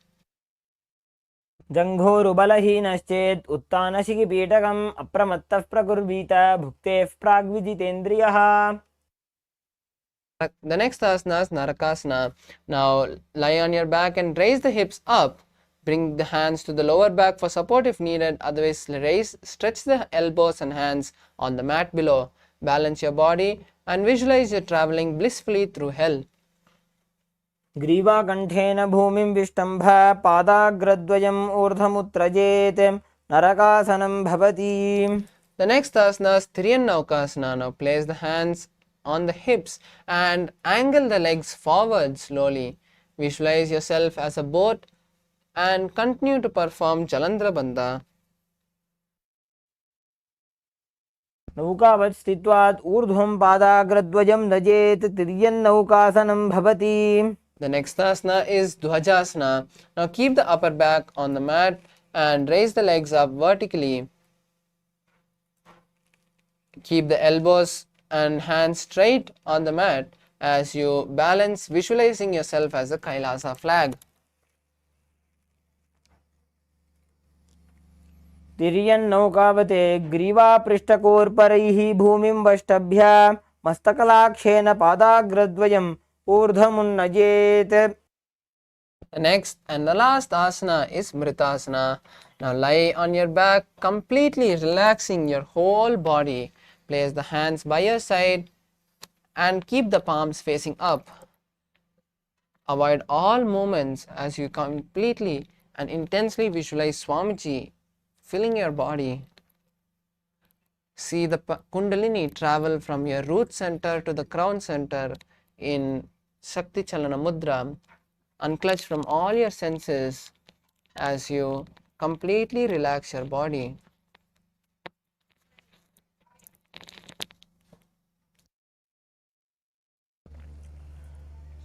उत्तानं शववद्भूमौ शयनं तु शवासनं शवासनं श्रमहरं चित्तविश्रान्तिकारकम्.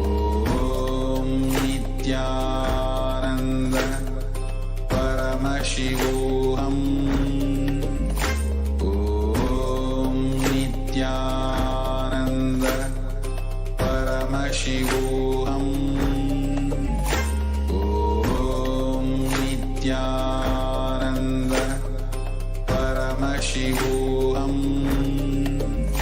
Om Nithyananda Paramashivoham. Om Nithyananda Paramashivoham.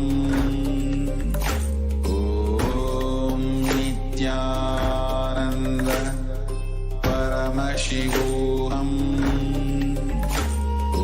Om Nithyananda.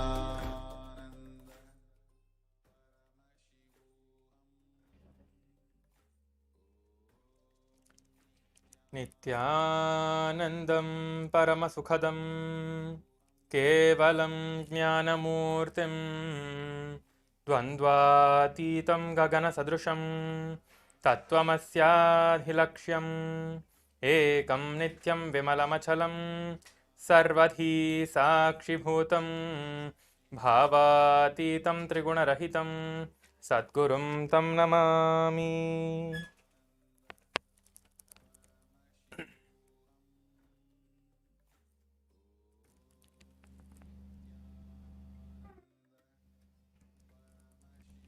Nithyananda, I welcome all the Paramashivoham Level 3 Season 3 participants on the day 14 of the Paramashivoham program.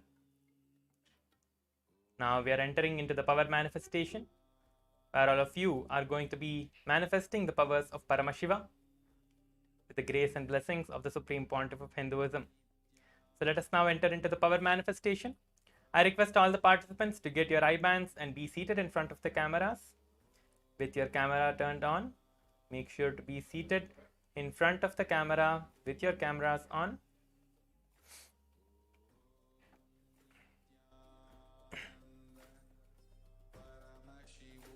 Keep your eye bands with you to manifest the power. Have an eye band with you to close your eyes. We will be manifesting the power of the third eye blindfold reading.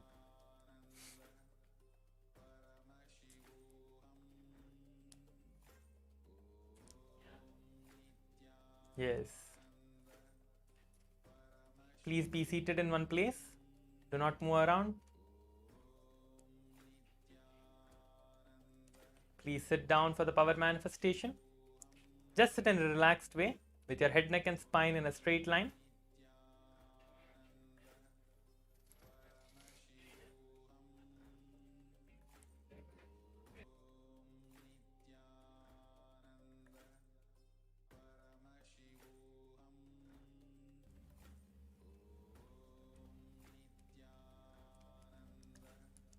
Close your eyes now. Tie your eye bands. We'll be listening to the Shastra Pramana.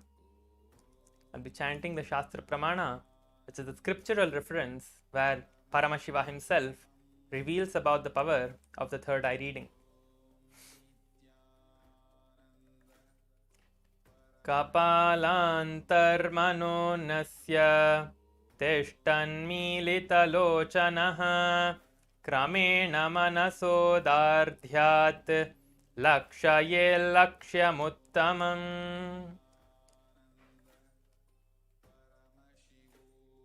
This is the revelation by Paramashiva himself for the power of the third eye reading in the Vijnana Bhairava Tantra. Let us now close our eyes. Please make sure to close your eyes now. We are going to be seeing alphabets today. I'm going to be showing two different letters for you to see through the third eye. Two different letters. So let us close our eyes and get ready for the power manifestation. Now start chanting the Mahavakya intensely.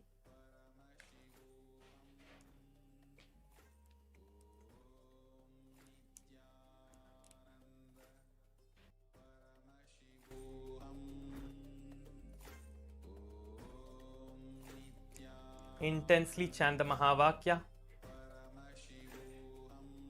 from the core of your being.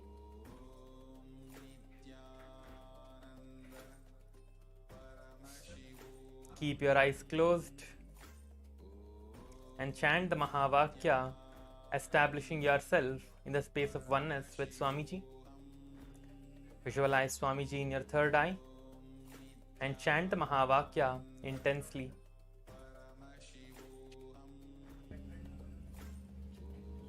Now the image is projected to you all. Keep your eyes closed and start chanting the Mahavakya and manifest the power. Chant the Mahavakya.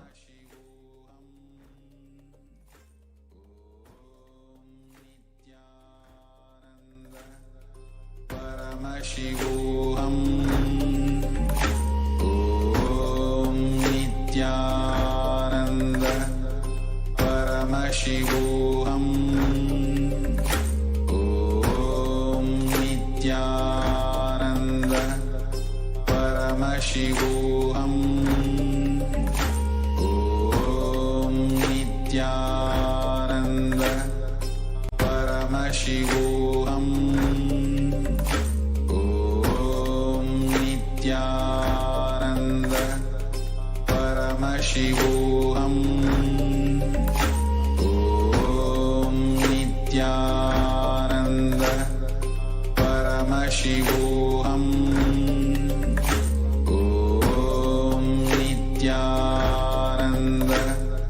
Paramashivoham. Nithyananda. Paramashivoham. Om Nithyananda.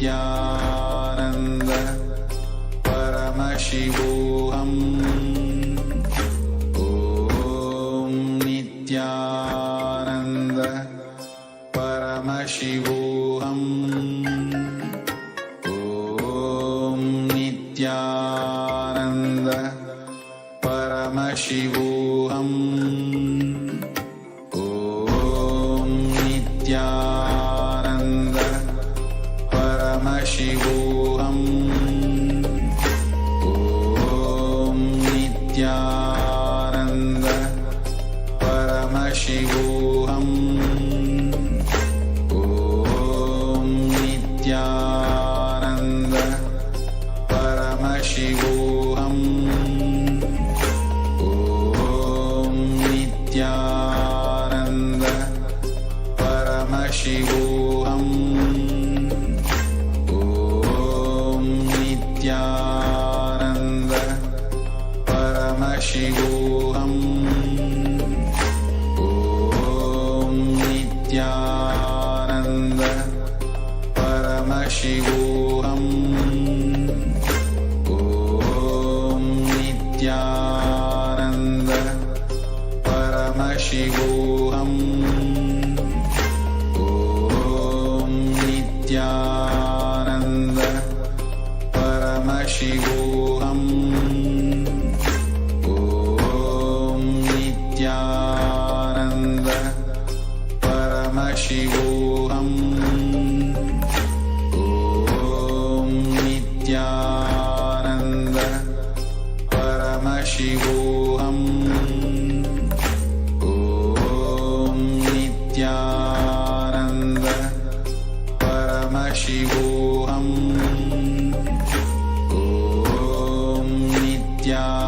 Nithyananda. Paramashivoham. Om Nithyananda. Paramashivoham. Om Nithyananda.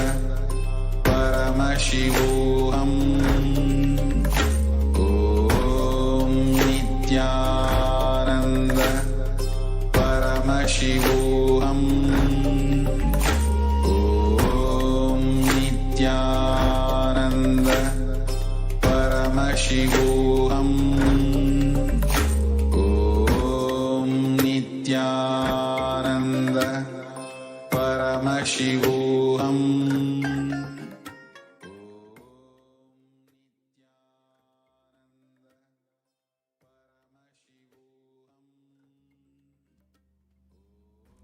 Yes.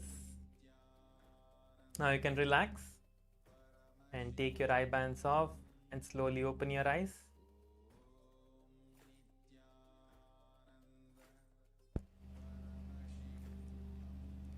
Yes, you've all manifested the power for the first round. Third eye reading for the first round of the power manifestation. We have manifested the power successfully. So you can go ahead and share your answers in the Zoom chat.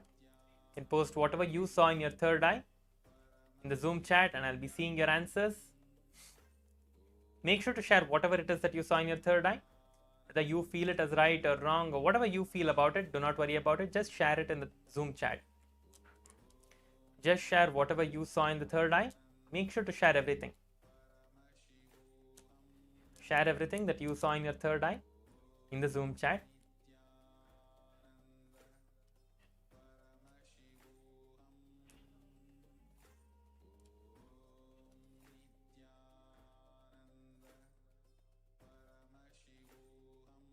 Junji Wang is saying L and J, and Pen Chen Lin is saying L, and Xian Feng is saying W. Okay.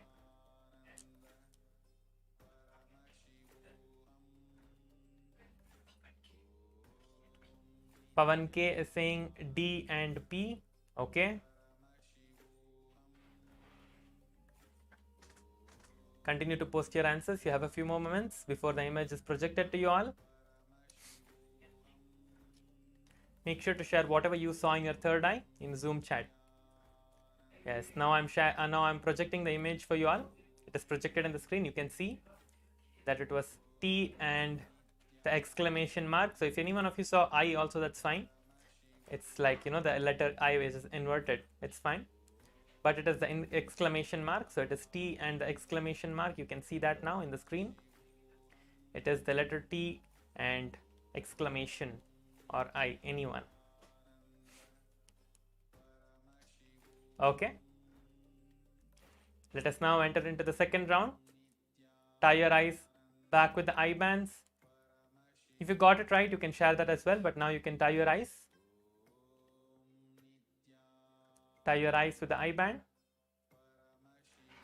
Close your eyes. Visualize Swamiji intensely in your third eye and start chanting the Mahavakya.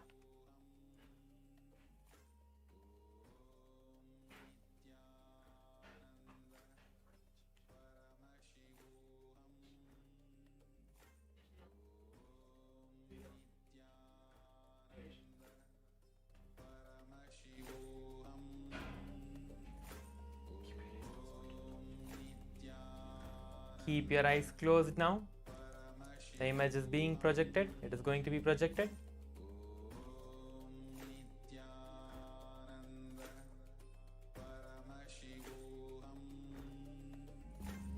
Chandrasekhar Chennai is telling P and L for the previous round. Okay.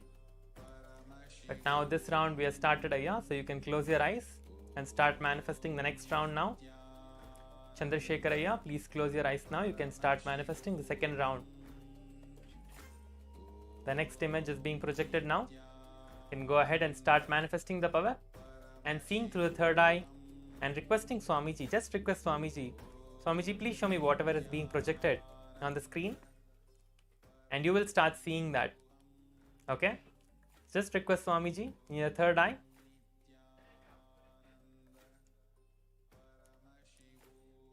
Yes, the image is being projected now. Intensely chant the Mahavakya and continue to manifest the power. Om Nithyananda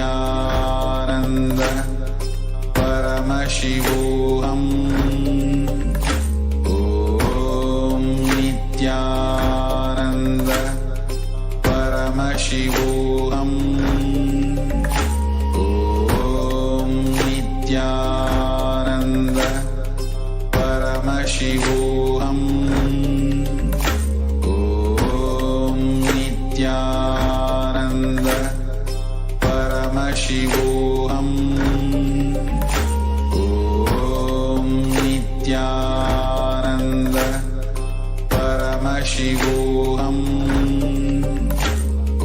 Om Nithyananda Paramashivoham. Om Nithyananda Paramashivoham. Om Nithyananda Paramashivoham.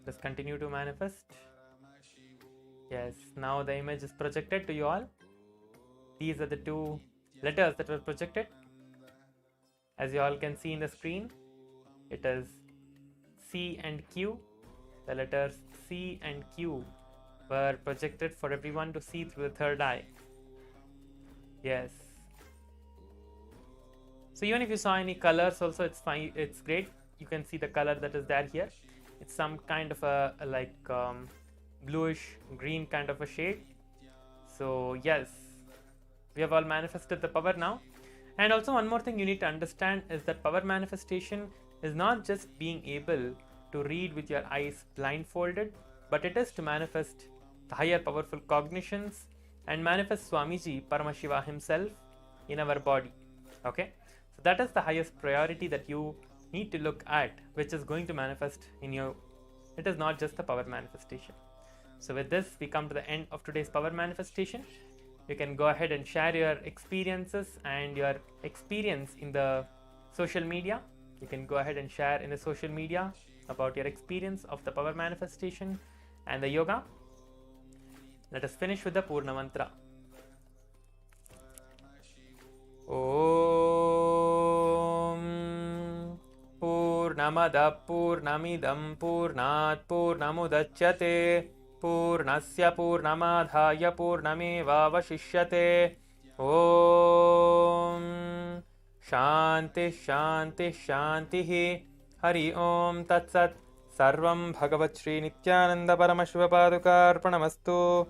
Om Nithyanandam. Thank you very much. Stay tuned for the next session. The next Acharya will be coming for the next session. Please stay tuned. Thank you, Nithyanandam. Paramashivoham. Om Nithyananda Paramashivoham. Om Nithyananda Paramashivoham.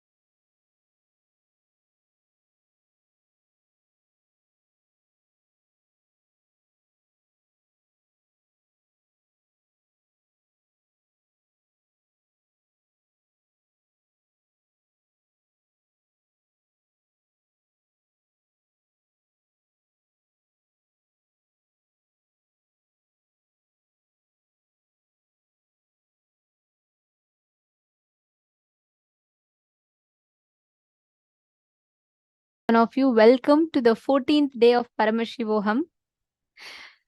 Today, you are ready to travel to the galaxies, universes, to learn about what the universe has to tell you. We're all too busy talking to each other. We're too busy talking to people in our lives, talking to ourselves most of the times. But there is something that continuously is in communion with us. Swamiji beautifully tells that when you drop your individual thought currents, you align yourself to the universal thought currents, means you will just flow in oneness with whole existence. Every moment, the existence around you is whispering something into your ears. It is telling you about the secrets of the cosmos. It is telling you about the very core of its existence. It is in communion with you. Swamiji tells, the moment you drop that individual identity that we all stick on to, when we just relax from it, we will blossom as a part of this universe. Today, we are all going to be learning about the secrets of the macrocosm. We're going to be understanding about what is the universe around us. What is all the stars? What is this big bangs, black holes? But this is not the dry physics as you know. It is one of the most practical, powerful, and supremely intelligent science that Swamiji has revealed. I mean, I have never been passionate about physics. I have never wanted to learn so much about physics. But when I listened to this particular thing that Swamiji revealed, it was just so mind-blowing. I have never fallen in love with universe so much like the way Swamiji revealed and how Swamiji got out the secret so beautifully to us. Do you know the distance between the moon and earth and the position of the moon does not just affect the tidal the waves, it does not just affect the earth alone, it affects your thinking patterns and your thought currents. And did you know that there are some times, specific timings, where when you do any action in that timing, for example, even if you do some investment, it can multiply in an unimaginable way for you. And did you know there are some times where if you just remember your enemies, they would just get destroyed and no more they can affect you. There are some really powerful secrets that the universe is very explicitly hiding from us. I mean, all these things are there, but none of us are having the knowledge about it. So we don't know how to use it. It is like you have the latest version of the iPhone and you use it to do only local calls. Imagine and see how underusing it is, right? Like you are having so many possibilities and potential to exist in such royal way of existence. All the things that you want, you actually have the power, ability to do it in a much easier way and make the whole life move the way you want it to move. And welcome all of you to this day to learn the secrets of the universe, to learn the secrets of the cosmos, to listen to the songs of eternity from Swamiji, the very source himself. So we welcome all the participants today. These are the main aspects, the dimensions, the topics that we are going to be learning about. And it's not just learning about what's out there, what's the macrocosm. We're going to be learning about the microcosm. We're going to be learning about, based on what, if a certain planet is in a certain position, how does it impact you? Like she was saying, there are particular times when you're having a certain impact of the planet, you can make investments. You can use these planetary positions to the best benefit of yours. You don't need to be powerless. You don't need to feel, oh God, this planet is in a, there's going to be a malefic impact of the planet in me. No. If you know this one science, you will be able to understand the whole, the nature of existence, how these planets has an impact in us. We will be learning all of this today. So how excited are you all? Michael Hammond and now Shivas Saravana Swami Muttaya, Nithyanandam, Krishna Swami Muttaya, Nithyanandam, and Ying Ju Shou, Guru Prasadini, Nithyanandam, Zach Medaya, and then I can see Chandrasekharaya, and there are so many people, Nithyanandam. Throughout the day today, see, for the next 16 hours, spend your day, spend your time listening to the sessions, ask questions, ask your doubts. If you have any clicks, share with us. If you have any questions, please ask us. But spend your time understanding this entire cosmology, how you can manifest this experience in you. Understand these powerful truths from the Vedas and Agamas, how you can be impacted. How many of you are interested, eager, excited for today's day? How many of you feel like, yes, I really want to be experiencing this? Because today that is the exact thing we are going to be learning, and we are also going to be having special blessings where you can receive blessings from for your relatives also, for removing the malefic effects of the planets from them.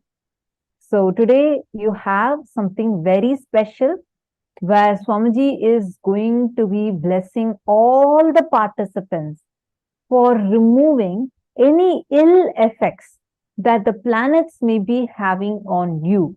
Like you have some doshas or like where there are certain, like it can be even things like Naga dosha, or the planetary position is not right for you. And you keep seeing that all bad things keep happening to you again and again. You feel like, oh God, am I cursed, or am I unlucky? These kind of words we start having inside ourselves. What Swamiji is going to be taking us through is going to be completely removing these malefic effects of the planets, planetary positions, and making us friends with the cosmos. But we never had a right understanding of the cosmos. And Ma Amanda B. Nithyanandam, are you here for the first time? Ma Amanda, nice to see you. Are you here for the first time? Yeah? Okay. Welcome. Welcome to the program. Which place are you here from? And if you could share a little bit about how you got to know this program. If you're here for the first time, then I think you have come in the right time, because today is going to be, I would say, mind-boggling, or something beyond that. We would have never looked at universe this way. Okay, very nice. Amanda, beautiful. Today you're going to be enjoying the day, and you're going to be learning a lot of these truths. See, attending darshan, receiving initiations is like Swamiji is gifting you the iPhone. He's giving you so many softwares. But attending the program is like understanding the software, understanding how you can use the programs, how you can practically apply them in your lives, and what areas you can apply them, and how you can benefit from. And we also request all of you to be here throughout the day. Okay, don't miss out on any sessions. Be here throughout the day, and feel free to post your questions. Just one small request. See, we have like 10 different Zoom rooms. So if you have a question, make sure you put in all caps, just the question word, put it as question in all caps, and then type your question below it. So it's easier for us to not miss out on your questions. We want to make sure that we are attending to all of your questions. You can feel free to share your clicks and write down your understandings. We're going to be doing internalization exercise for every session. So you're going to learn the truths more deeper. Ma Parameshwari is asking, how to know our malefic effect planets? See, there is, based on the time of your birth, right? It's like the moment you enter into the world, the planetary positions at that time, it's like photographed and imprinted on your consciousness. The exact planetary positions are literally photographed and imprinted on your consciousness. That's what we call as horoscope. And based on the movement of these planets, see, usually we don't understand what is the meaning of movement of these planets. We usually think, oh, it's like, every planet moves. So when the planet moves, my planet is also moving. Then they'll say that, okay, for you, the Guru is in 9th house. For your friend who's sitting right next to you, Guru is in the 7th house. How is it possible? It's not like that. It's not physical planets. It's not that you have a separate Jupiter going up over there and your friend who's sitting right next to you is having one more Jupiter going up there. It is the intersection points. We'll learn about it in today's sessions. It's the point where, like, every single celestial body has an influence over another. For example, right now you're sitting on the planet Earth. You have certain gravitational force towards the planet Earth. The planet Earth exerts certain gravitational force towards you. We learn this in physics. Any two bodies with mass has certain force between them. Whichever one has more mass, that attracts this object more closer to it. That is why we all are pulled towards Earth. Like this, there is some influence that every planet has on you, every celestial body has on you, and you have on them. Now, that point where it is intersecting all the different planets, their positions, and your connection to them, where it is intersecting for you, is where the graha is located for you. Now, when these positions are changing in certain directions, they directly affect how you function. The way you are functioning in your life, the life events that are happening for you. That is why at times, even though you put only 5 units of energy, the results you would be getting would be suddenly 75 units. You would only put 5 units. You'd be like, what?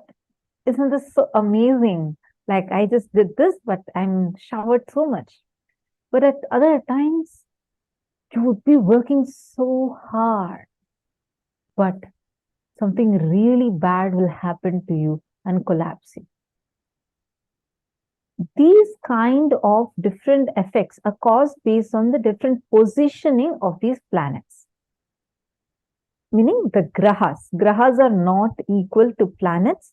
It is the intersecting point which is moving, which is what is having the influence over you.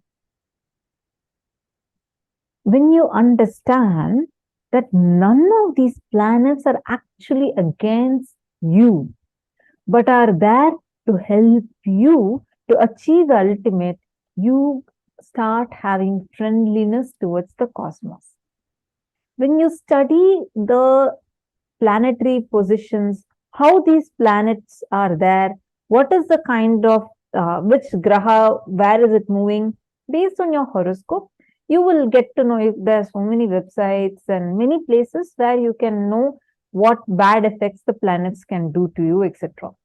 But today, we are going to learn how to harness the planetary positions. See, when you know sun rises in the east, if you want maximum sunlight in the morning, you will just place a window in the direction where the sun is rising.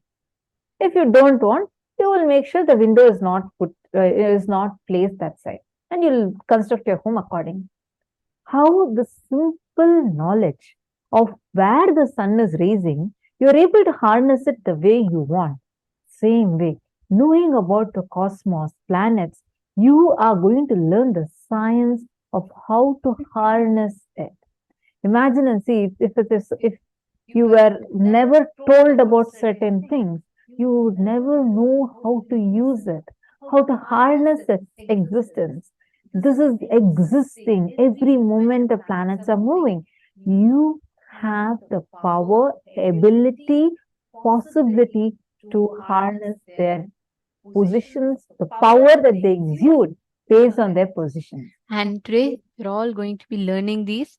And for all the questions that you all have, stay tuned. We're going to be learning the answers step by step in each session. Okay. And Krishna Swami Ayya, the experience you shared is true. What you are having is what is seeing. Swamiji conducts a special process itself where you can travel to the parallel universes and you can see the different universes and galaxies are. So it is an experience only, and you will have it more in depth when you manifest the powers. All right. So now I think it's time. Let's all enter into the sessions. The first session of our day is going to be starting with learning about one of the powerful samadhis. Every day we learn about a particular loka or a particular samadhi. This is what you will be experiencing when you are experiencing the darshan today. The samadhi we are going to learn about today is called as Asamprajnata Samādhi, which happens when you transcend from form to formlessness, because today's darshan is going to be Bhagavan Lingodbhava Murti, the very form of Paramashiva, who is formless in form. So let's listen to the revelation now.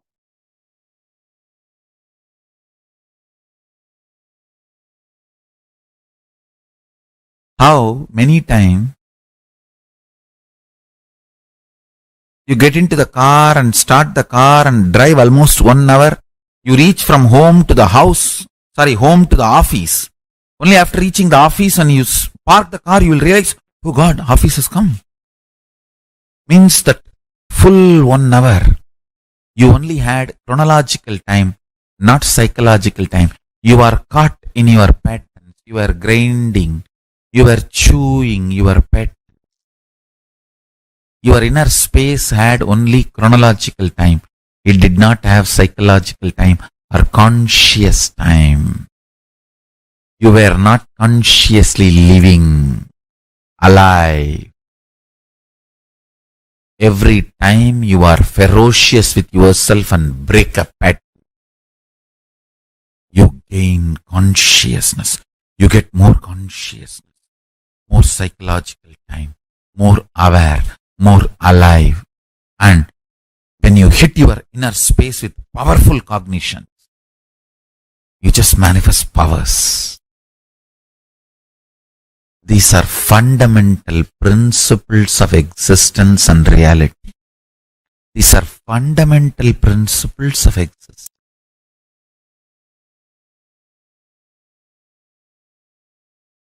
I heard this directly from Arunagiri Yogeshwara.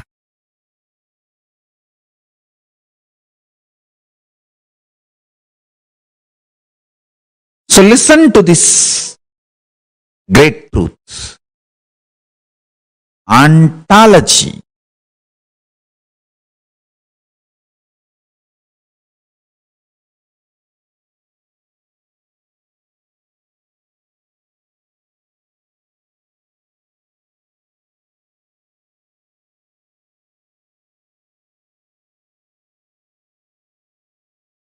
is like a metaphysics of existence, beings.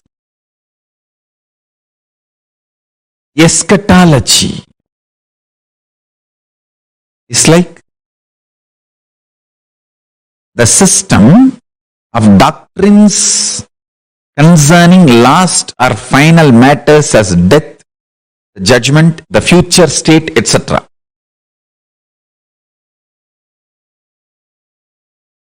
Epistemology is branch of philosophy that investigates the origin, nature, methods and limits of human knowledge.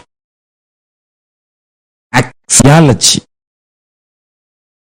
the branch of philosophy dealing with values of those ethics, aesthetics or religion. Now, one by one I'll map. The ontology of Paramashivam. Listen carefully, intensely.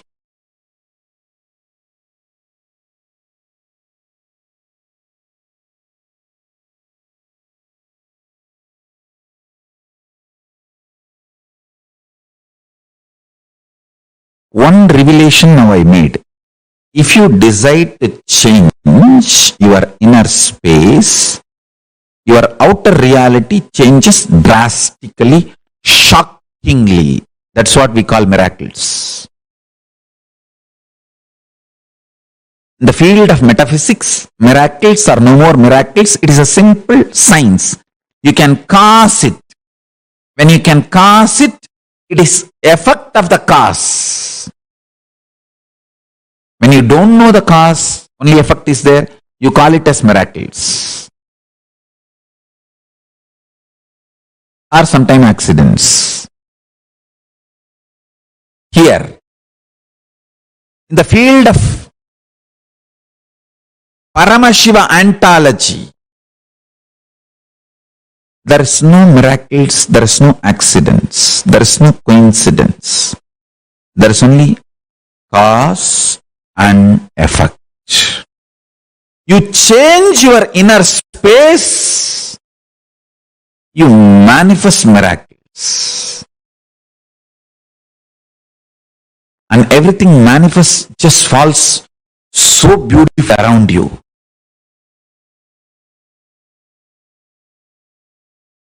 Everyone perceives your life as miracle. And you continue to be in the space of Paramashivananda, Paramashanta Swarupa, Paramashiva Sugabodha, the supernal effulgence of Paramashiva. I tell you, start tasting the sweetness and beauty and qualities of Paramashiva.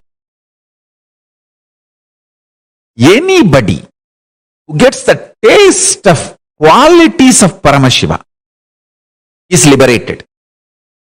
Because when you start tasting, you will start naturally parking yourself there. Even if your free time, you will always be Paramashivoham, Nithyananda Paramashivoham. The eternal love, Paramashanta Swarupa, and real Ananda, extremely alive.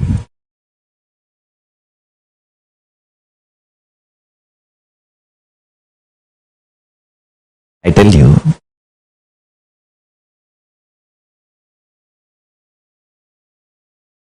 the supernal effulgence, bliss of Paramashiva is like a gold pouring. Take that gold and make your logic for yourself. Your logic means you always think, oh, if I do this, I get bad. If I do this, I get good.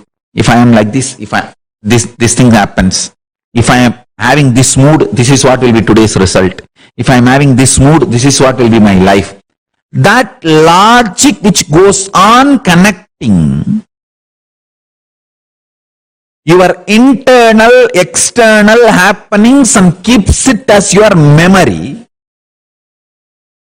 That logic which gives you the push to wake up from the morning and do things, that logic which goes on advising you to do things this way or that way, that intuition which you respect every day, to make decisions this way or that way, that part of you made out Paramashiva's bliss means always remember, when you remember your core as Paramashiva and Paramashiva's bliss oozing in you as the action and reaction of your existence, best things are happening in your life. Best things happen in your life.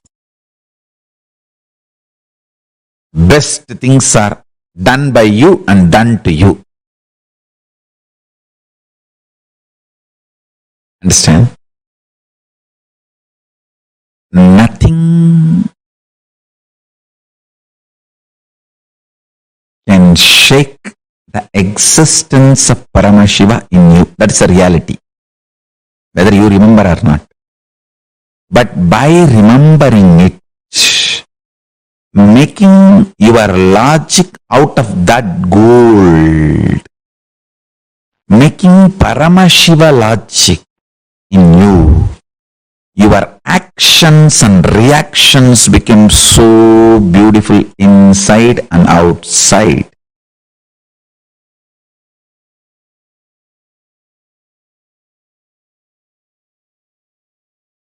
Listen.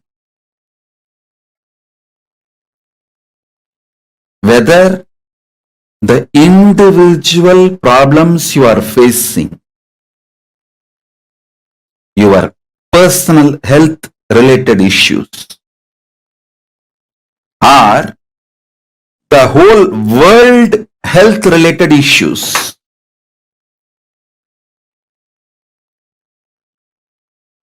whether you are facing your personal economic problems or the world health crisis,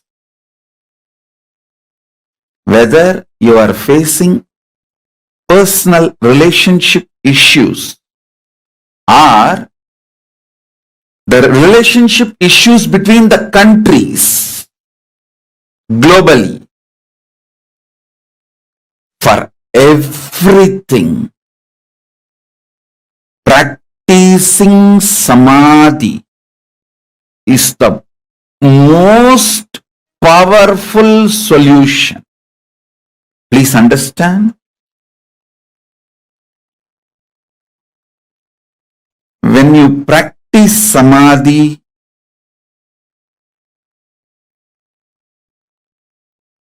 everything in your control becomes conscious, powerful, right and best for you and for the world.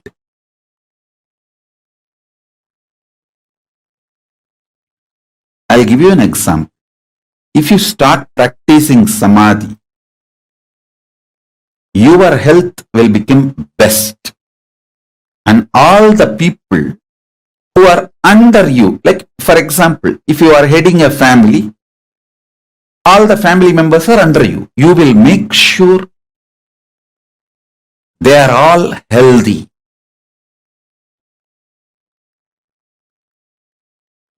If you practice samadhi, you will keep your relationship with you best, and everyone who is under you, around you, all their relationships best.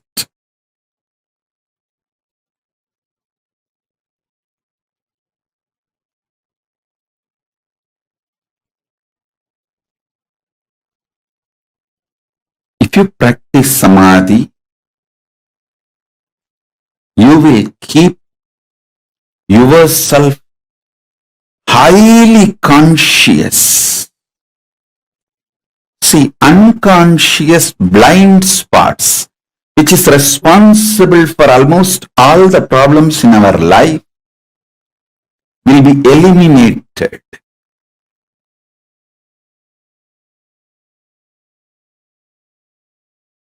Understand? All you need to enjoy the powers and superconscious mutation of 64 manifestations of Paramashiva is to have the right knowledge about all that 64 manifestations. You need to understand Paramashiva as he introduces himself. Listen, if you want to understand me, you need to understand as I introduce me to you. You can't understand me with your own independent investigation. Neither your mind is capable nor your consciousness is powerful to grasp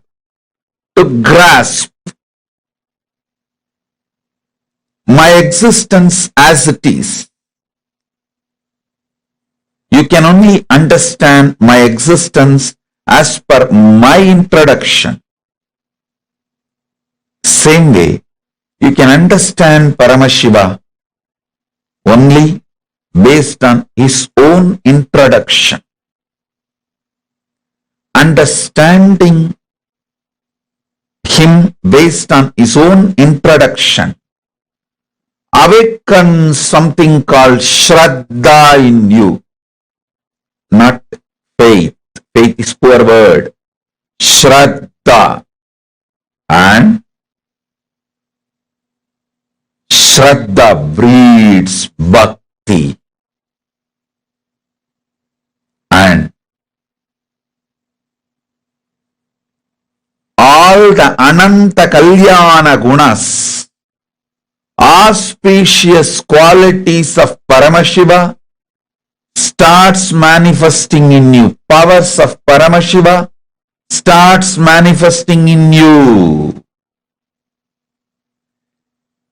Listen, you just need to know what is swimming and see somebody is swimming, then simply your muscle memory starts manifesting swimming.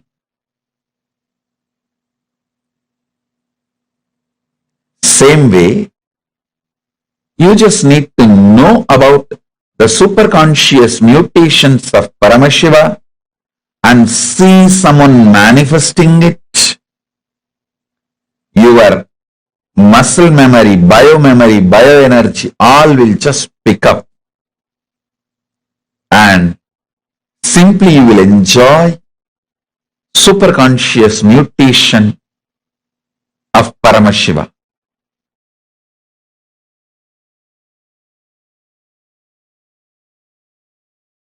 See, when the initiation into unclutching, first time when you unclutch, that experience only, Patanjali calls it as Asamprajnata Samādhi.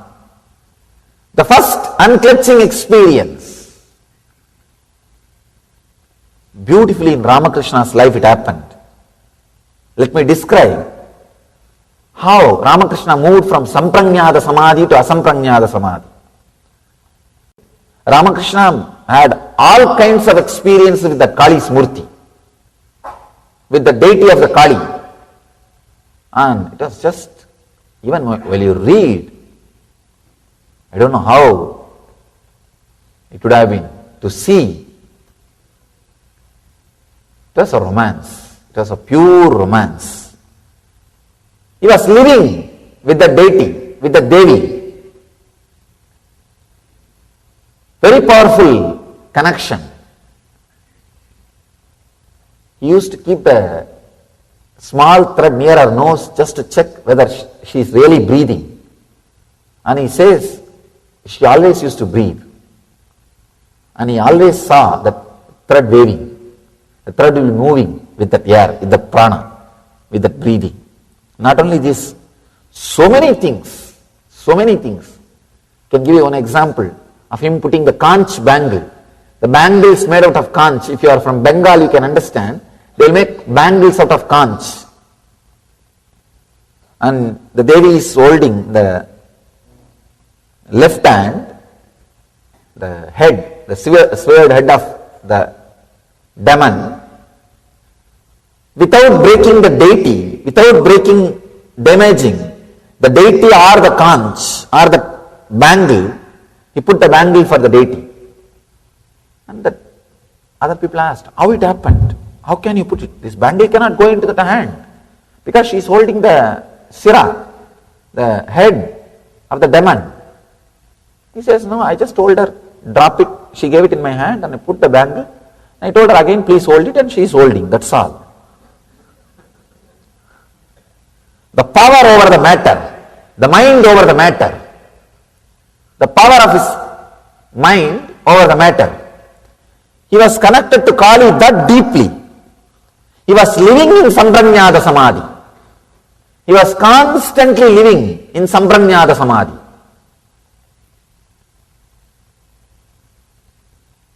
So now it is time, he has to move to the Asamprajnata Samādhi. And one great monk, Totapuri, he came to the Kali temple. He is an enlightened sannyasi, great Vedanti. Naga means no clothes, no sleep. Their lifestyle will not be like a regular normal human beings. Naga Sampradaya sannyasi, very powerful lifestyle. He comes and initiates Ramakrishna. He says, now it is time for you to experience the next level of samadhi, beyond form. Come on, you need to have that unclutching, the cessation of the mind. What here Patanjali says, pratyayabhyasa purvaha virama, means all the mental function of clutching with the thoughts has to end. See, even if you are clutched with the Kali, it is a mental function. Please understand. Maybe highest level of function, high frequency level of function, but it is a mental function. You can experience in your life sometime, early morning when you are out of dream state, but you are not completely fully awake. That those few seconds you can see, you want to possess your body, but you can't move your body. You are out of your dream state, but you are not completely awake. That state means in between. You can see those few moments only, suddenly you will try to move your body with force. You will try to jump out and fall out of the bed. Even though it is the high frequency, almost the actions ending, it is an action. There is a clutching with the Kali. So, beautifully, Totabari says, it is time you go beyond. You have to be initiated into Vedanta. You have to be initiated into next level Samadhi. This guy says, wait, I'll go and ask my mother's permission. I'll run. He ran. When Ramakrishna came back, he said, yes, my mother told me, I can go for this practice, you can teach me. Totabari asked, you said you want to take permission from your mother, but you went inside the temple? Ramakrishna says, yes, that is what I meant. She is my mother. I am living with Kali. I asked her now. She said, please take it. Then Totabari started laughing. Oh God. Totabari could not understand. Ramakrishna is living with Kali. And he said, all right, I don't want to disturb his faith. It's okay. Let him experience the next level, Samadhi. Then he initiates. He says, now concentrate on the Ajna Chakra and unclutch completely from all your thoughts. Ramakrishna says, I am able to unclutch from all the thoughts, but I am not able to unclutch from Kali's form. I am not able to unclutch from Kali's form. He says, I am stuck. The moment I see her, even the idea to unclutch disappears from me. I am just completely drowned. Asamprajnata Samādhi, the first level Samadhi. But the beauty is that Samadhi itself is so powerful, it will lead you to next level. It has to lead you to next level. Totabari says, no, you have to go beyond. Then Kali, she herself appears and says, my son, don't bother. Cut my form with this sword. He says, she gives her own sword. She says, think this as a sword of knowledge and cut my form. You will go beyond my form.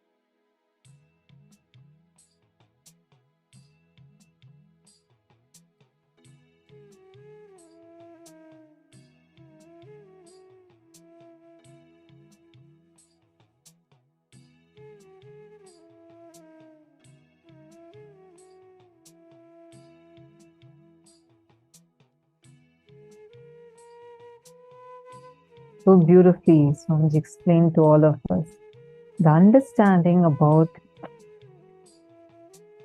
Asamprajnata Samādhi. Samadhi, one needs to practice Samadhi, and Paramashiva's ontology.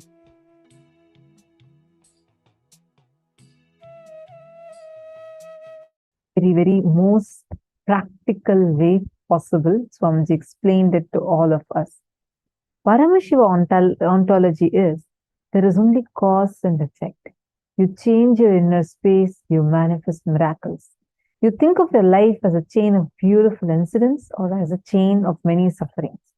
Your life is not a chain as you think. Every moment is individual, independent moment. Because usually we are so clutched. We think the whole thing as one shaft. You have a joy shaft, you have a pain shaft. Like you feel your life is in one same particular chain. Any moment you can just unclutch in your inner space and liberate yourself. Any moment you can just unclutch and liberate yourself.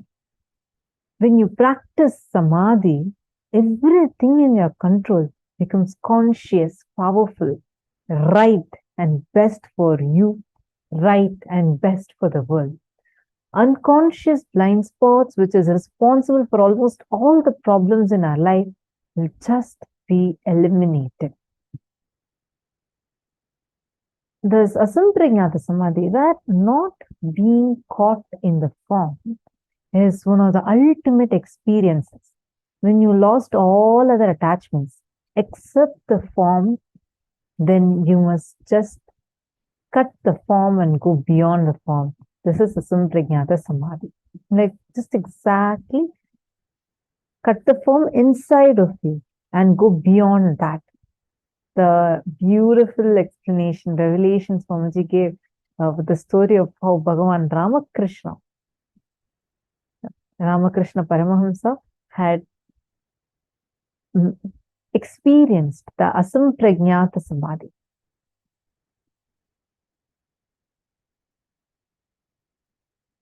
Now, I request all the participants take a few minutes to post what all you have understood.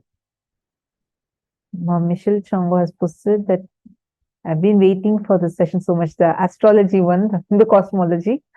I think it's one of the favorites of so many participants. Usually on this day, we have like so many participants saying that this is my favorite, one of the favorite days of Paramashivam.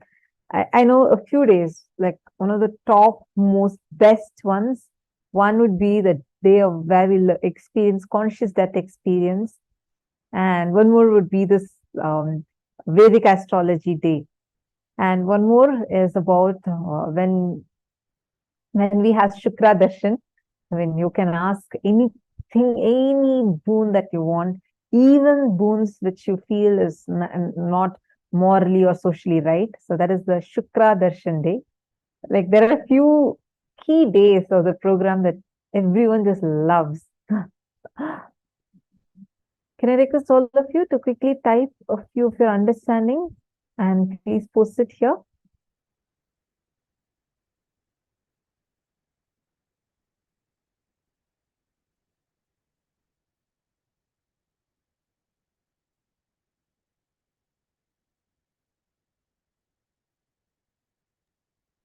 Every one of you that are sitting here, see, when you understand this one truth that Swamiji revealed, the way you will experience in your inner space, the power you'll experience in your inner space, it will be completely different. You will have a very powerful cognition about your existence, your experience, and how the existence manifests itself through you. Now, with this same understanding, let us all enter into the power manifestation session. We're all going to be manifesting some of the most amazing powers today, which is being able to study the cosmos, which is being able to understand the cosmos, Dura Drishti and the Sukshma Drishti. We're going to be manifesting these amazing powers. So I'll say get ready for an extraordinary manifestation for each and every one of you today. Now, I request all the participants to please come and settle down.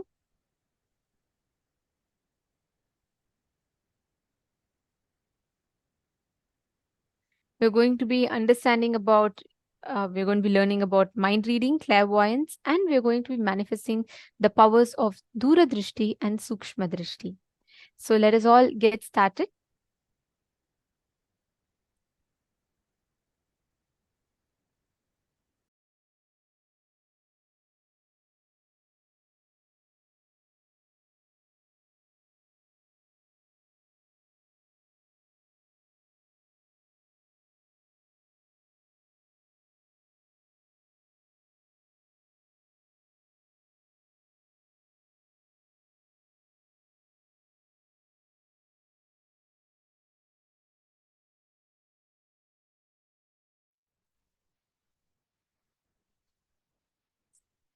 Yes, now we're going to be entering into the power manifestation, starting with this power of clairvoyance.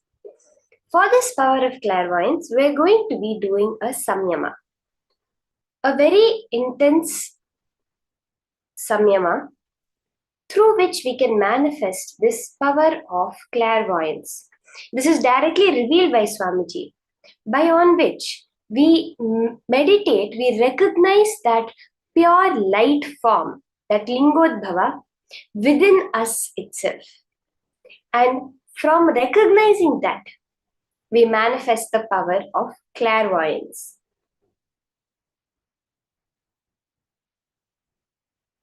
The whole science that Swamiji has revealed for the power of mind reading, of clairvoyance, being able to look into another person's inner space and know exactly what they are thinking, what they are feeling, and so many other things. The science is many ways that Swamiji gives us the powerful cognitions. When we know our own mind, at that moment we know the mind of every other being in the world. Because every being around us is nothing but a reflection of us itself. When you have a person in front of you, whatever actions, reactions you are seeing from them is actually just a projection of that from you itself. The person you're seeing in your reality is not actually there in your reality. It's due to the holographic nature of the universe, a copy of them is there in your reality. But the person you're actually experiencing is not how they originally are. To understand this little better, you can take the reference of a dream.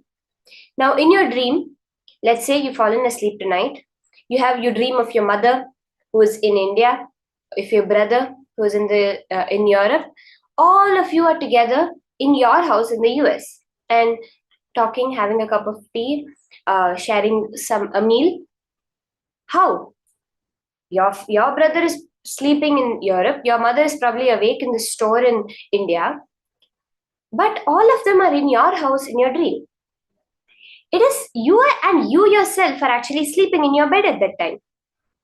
How this happens is very clearly when we are projecting a copy of them in our dream. But it's not that they are actually experiencing it, right? When it comes to a dream. But the thing is about this reality, due to the holographic nature of the reality, anything that you are experiencing automatically gets copied into their reality also. But them itself that you are experiencing is only your projection. However, they are acting towards you, behaving towards you, whatever you are seeing in them, the way you see them, the form of them, the thoughts of them, everything is your projection. That part of you, let's say you have someone in your life who is really annoying. They're constantly behind you for everything. They're annoying you a lot. They always ask you for everything. That is actually the part of you, let's say the part of your mind, which is annoying you. You have projected that on that person as annoying, because to another person, to let's say the other person's friend, they would be such a loving, caring, helpful person, but to you they seem annoying. That is because you have projected that annoying part of you on that person. This is what is the whole science of mind reading. When you realize that everything you can perceive about the person is just your projection, you automatically know everything that's there within them also. You just know what they are thinking, you know what they are remembering, because there is no separate past of theirs that's separate from yours. Are we all understanding this clearly? Exactly like your dream. It's like in your dream, that person is there only because you have put them there.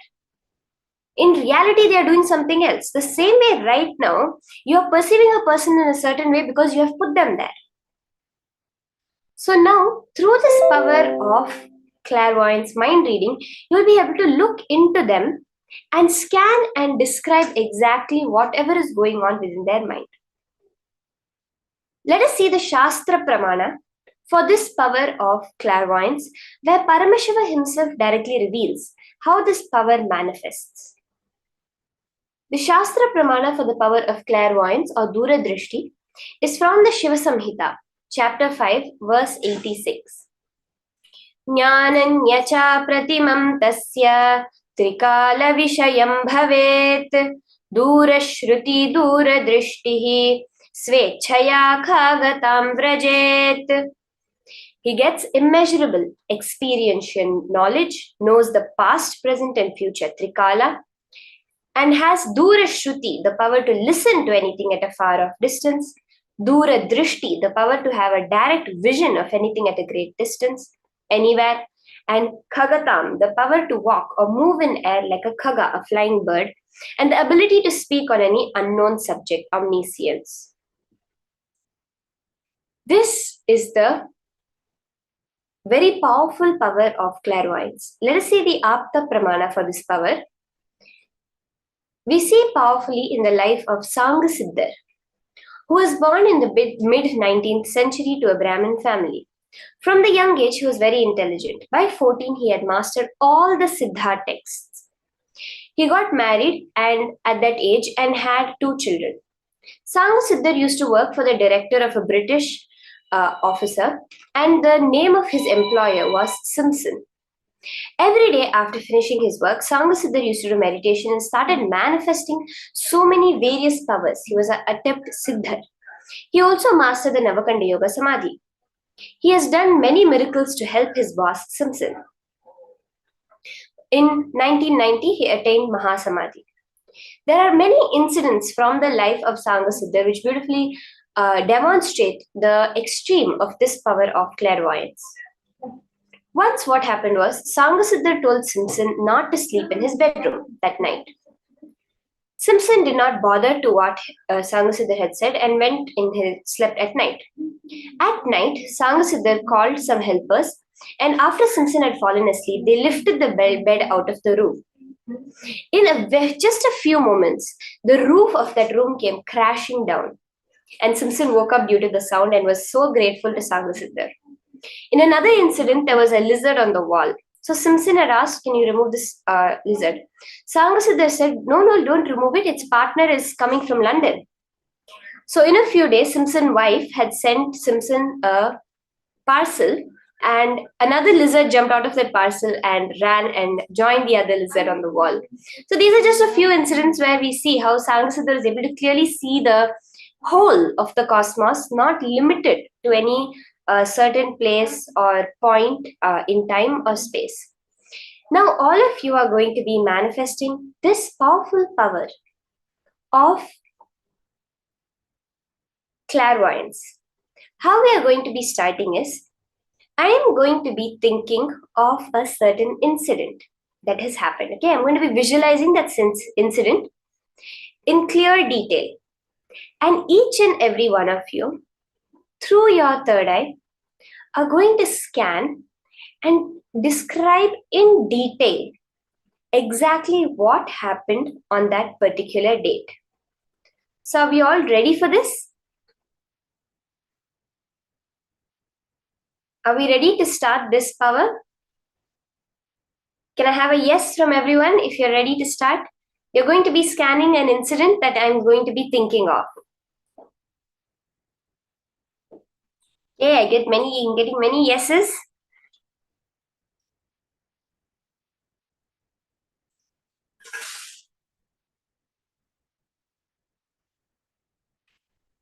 Yes. Okay, let's start now. So the date that you're going to be scanning is what happened on the 12th of December 2012. In my life, what happened on the date of 12th of December 2012? So 12. Just sit, intensely connect to Swamiji, to Paramashiva.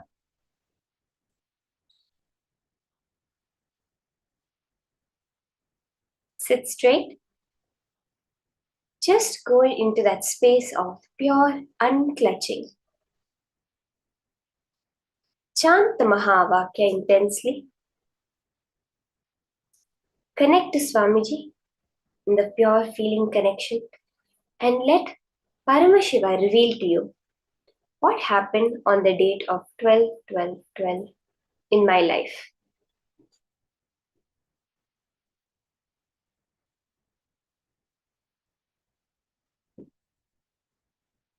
As you're scanning, you can keep posting in the chat whatever details Paramashiva reveals to you.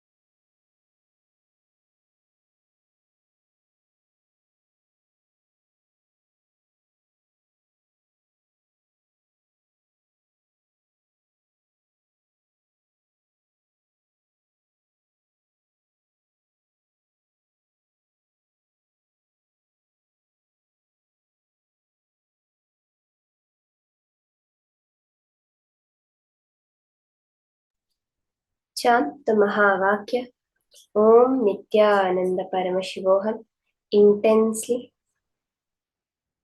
Just be in the pure space of oneness of feeling connection with Swamiji. No other thoughts coming up. Whatever comes up, unclutch from it. Just replace it all with the Mahavakya.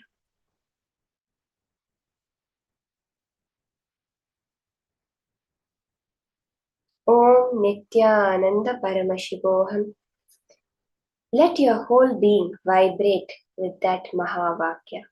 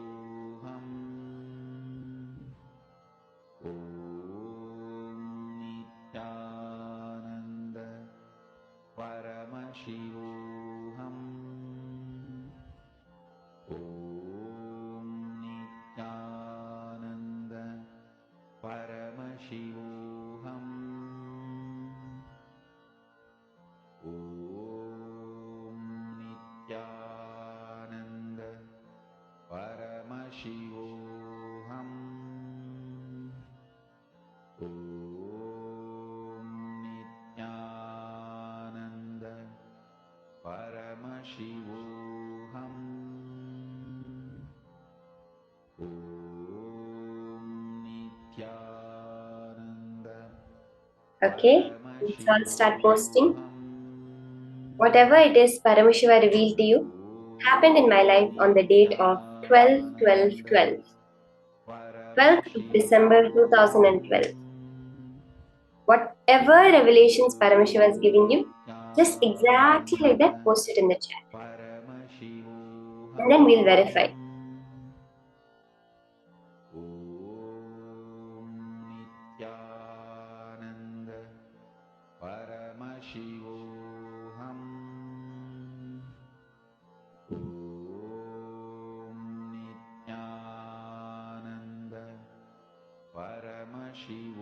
Yeah, I see Madonna has answered.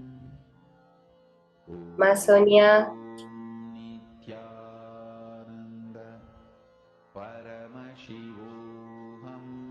Okay, Ma Yulini.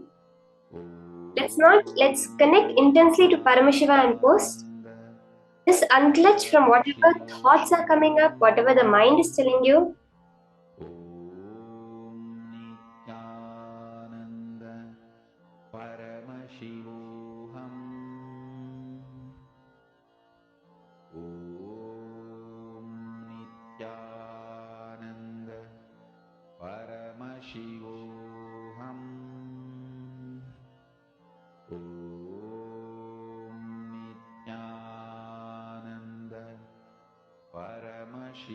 Okay. Is there anyone left to post? You can post in detail. See, whatever Paramashiva is revealing, post it in as much detail. The colors, the place where it happened, how old I was at the time, what was happening, what all was the things going on. Manandeshwari has said, temple ritual puja, I see lots of flowers. Mahongi Wong saw a rose plant. Hima Priyatma Surupini.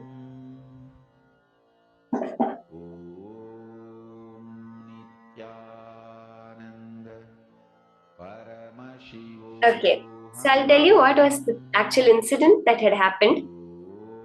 On the day of 12th December 2012, I was in the cruise inner awakening with Swamiji. So Swamiji had actually conducted a powerful cruise inner awakening that we were on a cruise ship. The cruise ship started off from Singapore and it went to Thailand, Malaysia, and around that area. So we were on the cruise ship for 21 days with Swamiji.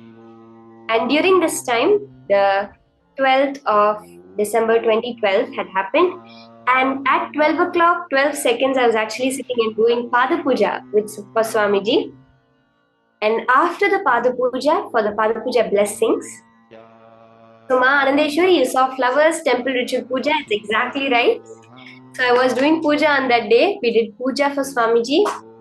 And Ma Priyatma Surupini, I was wearing white. That is exactly correct. So Ma Priyatma Surupini, I was wearing white in that incident. And I was sitting after the Pada Puja with Swamiji. We had the blessings, the darshan from Swamiji. And that time, Swamiji, I asked Swamiji. So from that age, I was very connected to Devi Durga. So I asked Swamiji, Swamiji, I want to become Durga. And Swamiji blessed me. And it was actually a very powerful incident because Swamiji was giving blessings to everyone. The hall was nearly empty. So we were sitting in a huge theatre room where the Pada Puja had happened. And exactly as Swamiji blessed me for this, suddenly, for no reason, just miraculously, Swamiji's mic turned on. And it was heard in the mic and speakers in the whole hall where Swamiji said, blessings, I give you the boon that you will become Durga. And he initiated me into a mantra. So this was the very powerful incident that had happened in my life on the particular date of 12/12/12.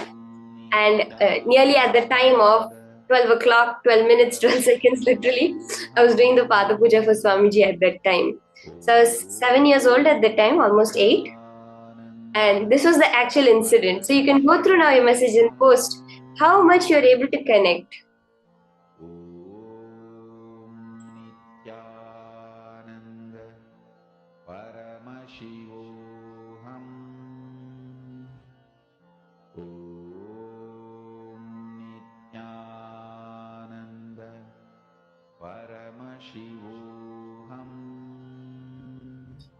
So this was actually the powerful incident. So many people caught it. I really have to say the puja, the Ma Priyatma Surupini, literally you found the exact color of the dress that I was wearing. And many people scan. So we are going to be doing another round, okay, of the power of clairvoyance, where I'll give you another date, and all of you are going to be scanning me and telling what happened in my life on that date.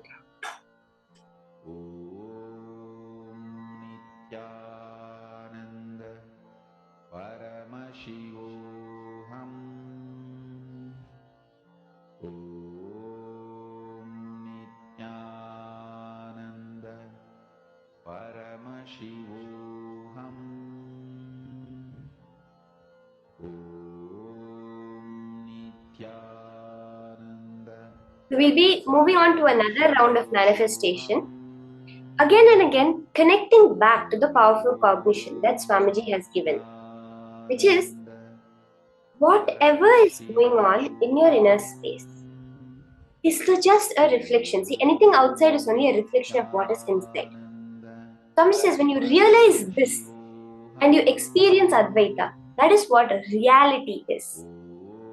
So the more and more we are connecting, looking within. So when you do the power manifestation, sit without any movement, completely in that unclutched space. So whatever is happening within also is not affecting you in any way.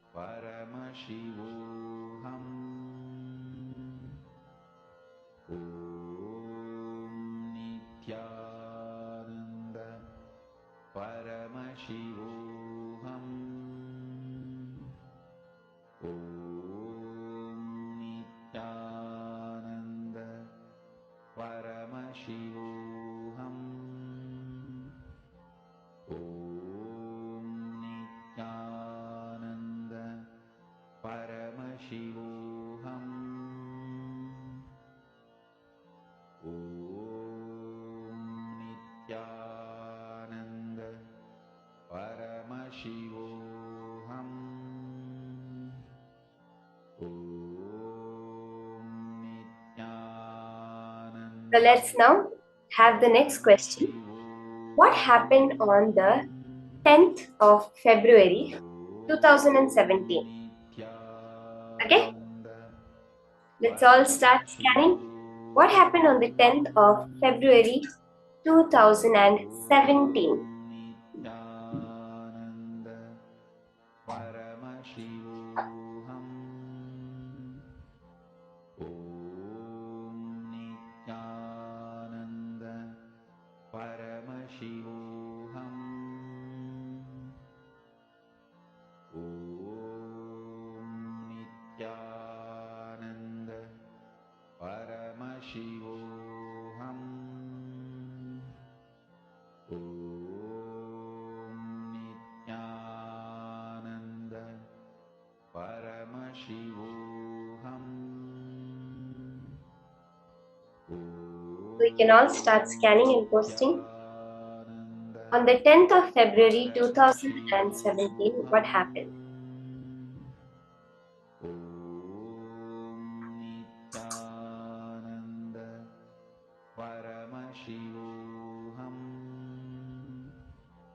Om Nithyananda Paramashivoham. Om Nithyananda Paramashivoham. Om Nithyananda Paramashivoham. Om Nithyananda Paramashivoham.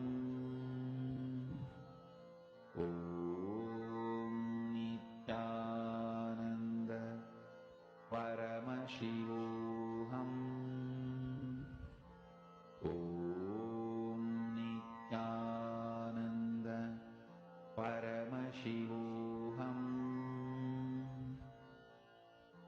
Om Nithyananda Paramashivoham. Om Nithyananda Paramashivoham. Om Nithyananda Paramashivoham. Om Nithyananda Paramashivoham.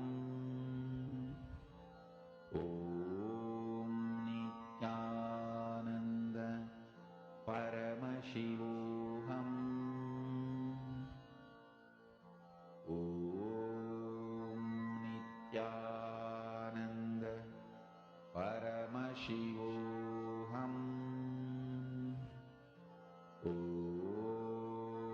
Nithyananda Paramashivoham. Om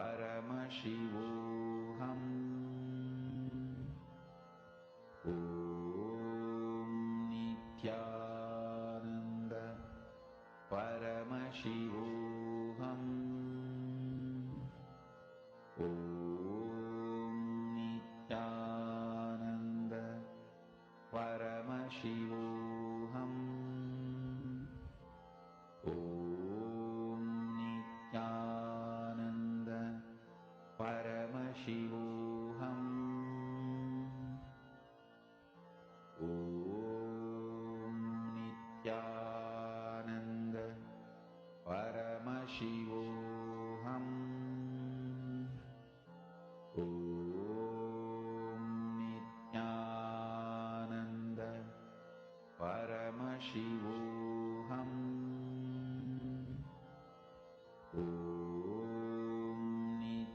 It's all post now. Many people are saying temple visit with Swamiji. Okay. Group of kids around you, happiness and celebration. Festival, many people festival. Okay.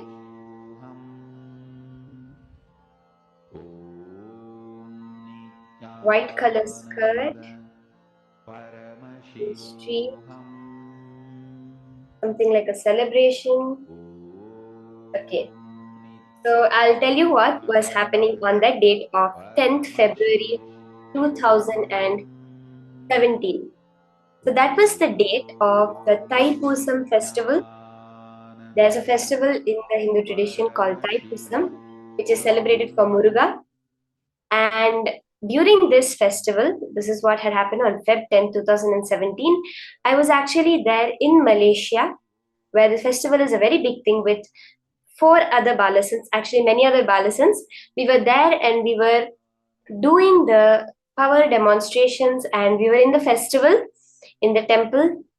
There was so many people. Yes, so all of you that saw a lot of people, that is exactly right. We had so many people over there. Literally, the people were never ending. Like an entire highway was filled with people, and we had a booth where we were distributing the annadanam. So I saw Ma. I think one of the Mas had seen food. Yes, the huge annadanam was happening where the free food was being given out, and we were doing the power manifestations of third eye, manifesting the power of third eye reading and akashic readings very powerfully for all the people that were coming there.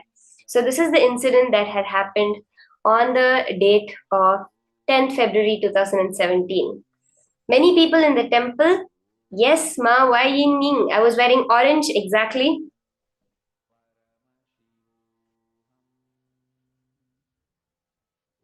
So powerfully, so many people have scanned and said what exactly had happened on my life in the particular dates.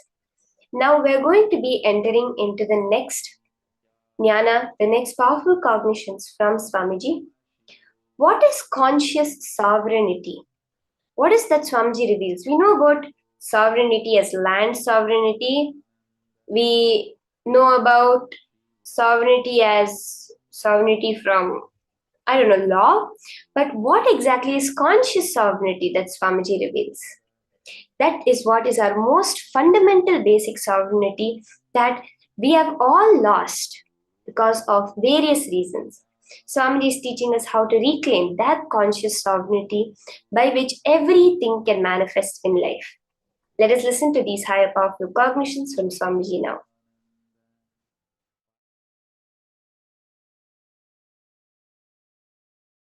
Super conscious sovereignty. Listen. Super conscious sovereignty is the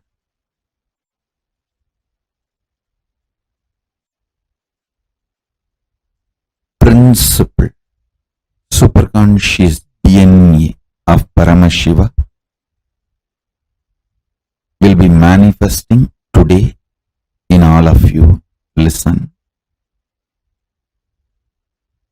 Superconscious sovereignty. Let me explain. Listen intensely. What I am going to say now, the superconscious sovereignty, you don't need to practice. I'm just going to put this like a golden light ball inside you. It will just start manifesting. Listen to this. Your super consciousness is the most supreme, and your super consciousness makes all the patterns, the self-doubt, hatred, denials, or anything restrictive in you, makes all of that irrelevant. Your superconscious sovereignty does not fight with your problems. It just makes your problems irrelevant.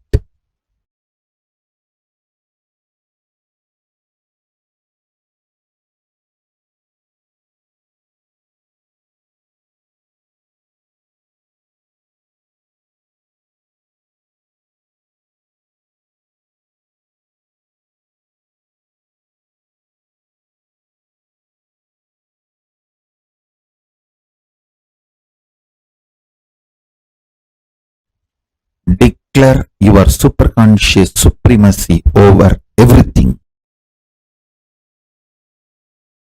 Not just what you think as problem, even what you think as your plus points, your strengths. Declare your superconscious supremacy.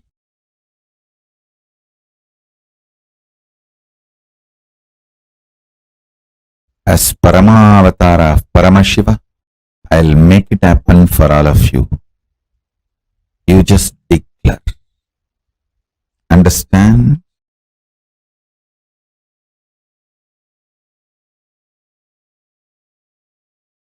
When you are declaring, because I am asking you to declare, you are just doing Paramashiva's will. You will simply manifest it. I ask you to declare your superconscious sovereignty, your superconscious supremacy over everything.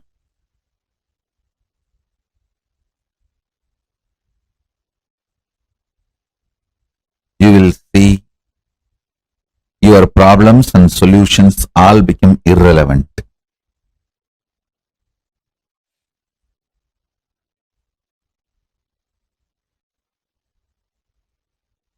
Understand? Tons of things which you did not even know, but sitting inside you like a parasite will just leave you. They will all be just burnt.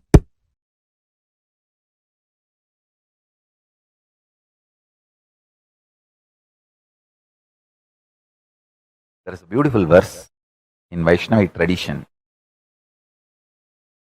Pachaima malaibol meni, pabalavai kamalachengan, achuda amarar ere, ayardam kolunde ennum, ichuvai tavira yanboi, indira logamalum, achuvai perinum venden, arangama nagarulane. Devotee of Vishnu cries to Vishnu, the taste of me celebrating you, singing the glory. Pachaima malaibol meni pabalavai kamalachengan, achuda amarar ere, ayardam gulakkolunde. The taste of singing, the feeling connection, oneness with you is the best. Even if I am made as the head of the Indraloka, as the ruler of the Indraloka, I do not want that. I only want the feeling connection with you.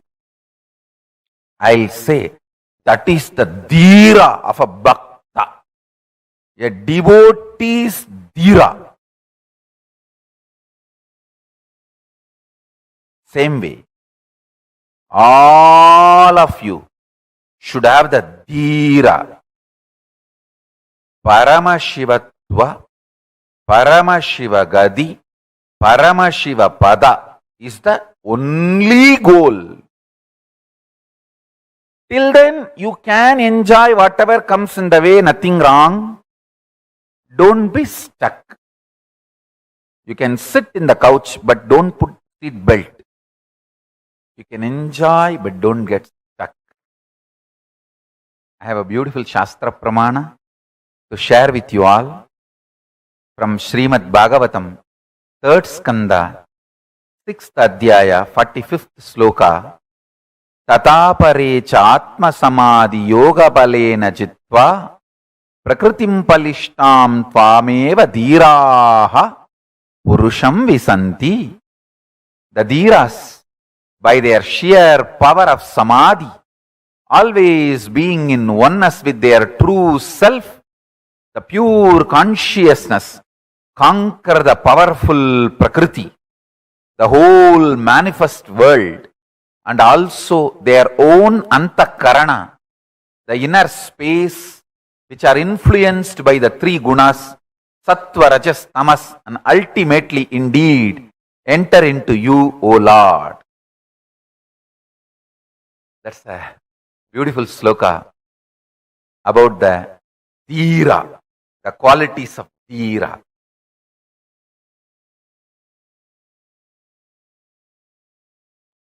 Understand? Your self-doubt, self-hatred, self-denial. Please listen. Your greed to achieve in the land which is not in your control strengthens your self-doubt, self-denial, self-hatred. Your self-doubt, self-denial, self-hatred, SDHD gets strengthened if you try to declare supremacy over something which is not there in your hand. You have only next few days in your hand. Declare your supremacy over that few days. You will win the game of life always.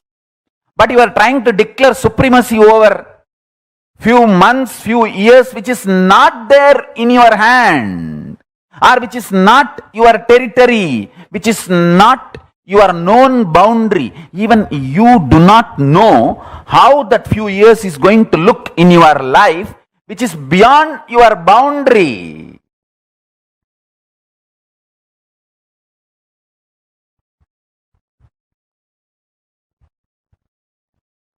Declare supremacy only over your territory, known territory. Whenever you try to declare supremacy over your unknown territory,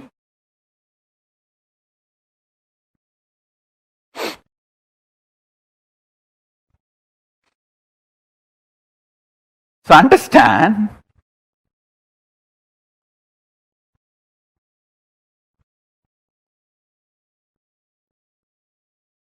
declare supremacy over the time space available to you.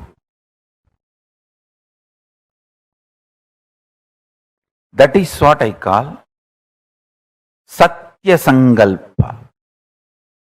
Your whole life is not actually known to you or available to you as you falsely imagine. Listen, if you are in certain space, mood is the fragrance of the space. If you are in love, you will have the friendly mood. If you are in peace, you will have bliss mood. Moods are the fragrance, flavor of space. Your ability to retain your space is only the time available to you as your life. For example, if I can retain my peaceful, joyful space and radiate the mood of ecstasy, bliss, for next 2 days, then only the 2 days is the time I have as my life. So, I can only plan for the next 2 days, only that will be successful and strengthening my confidence about me. And after 2 days, then plan for the next 2 days. That is the way you consciously start building you. Your Chidabhasa, source space of consciousness, the time-space continuum gets built consciously only with space-based sankalpas. You can handle yourself peacefully, joyfully only for next 2 days, as on now. but you try to make the sankalpa for your whole life, dumbo, loose, then you are naturally bound to fail and strengthen your self-doubt, self-hatred, self-denial. SDHD.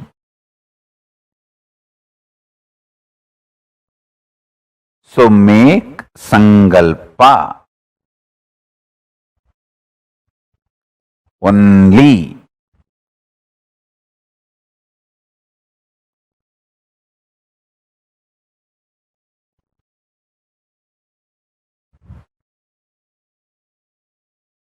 For the time space available in your hand, in your life. That is first. Listen, this is first. Second,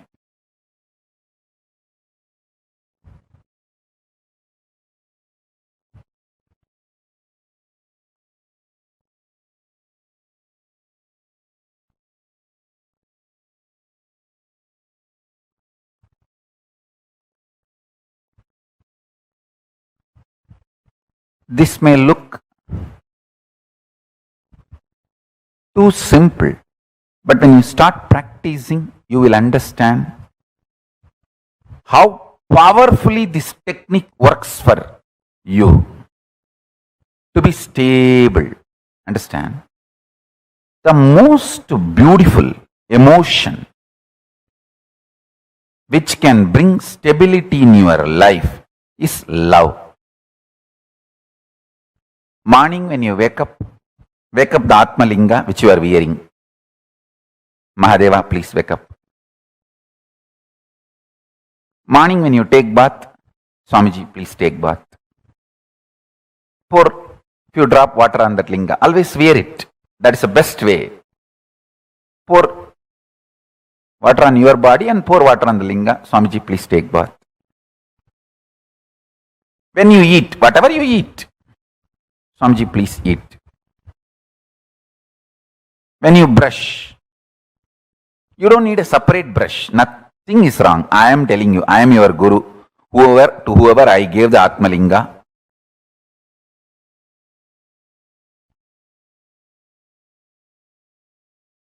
maybe you don't need to put the same brush on the Atmalinga, but take little Haritaki powder and put it on. Swamiji, please brush the teeth. Mahadeva, please brush the teeth.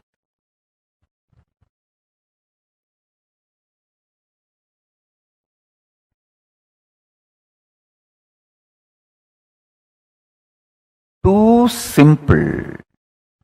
And when you are falling asleep, tell him, Mahadeva, please sleep.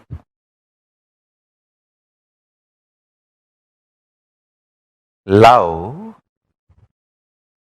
manifests that Chidabhasa, time-space continuum in you, sweetly and beautifully. You have a special feast, celebration, anything. Mahadeva, please eat. Show to him and then eat.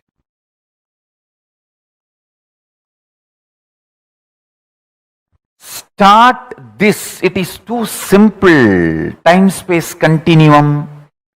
That Chidabhasa will explode in such high energy. When you spray perfume for you, just put little on him. Mahadeva, very good perfume. I got it yesterday. Lipstick, just put little, nothing wrong. Whatever I am enjoying, I have to give. This is what my gurus taught me. And I have enough Shastra Pramanas to prove what I am saying is right. Whatever you enjoy,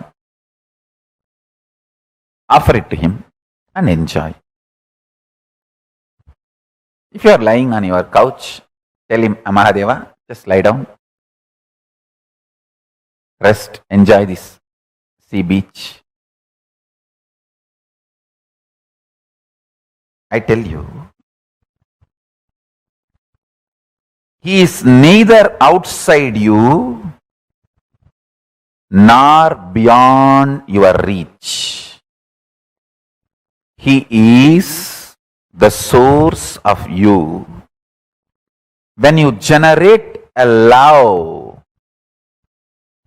sweet relationship, that makes your time-space continuum huge.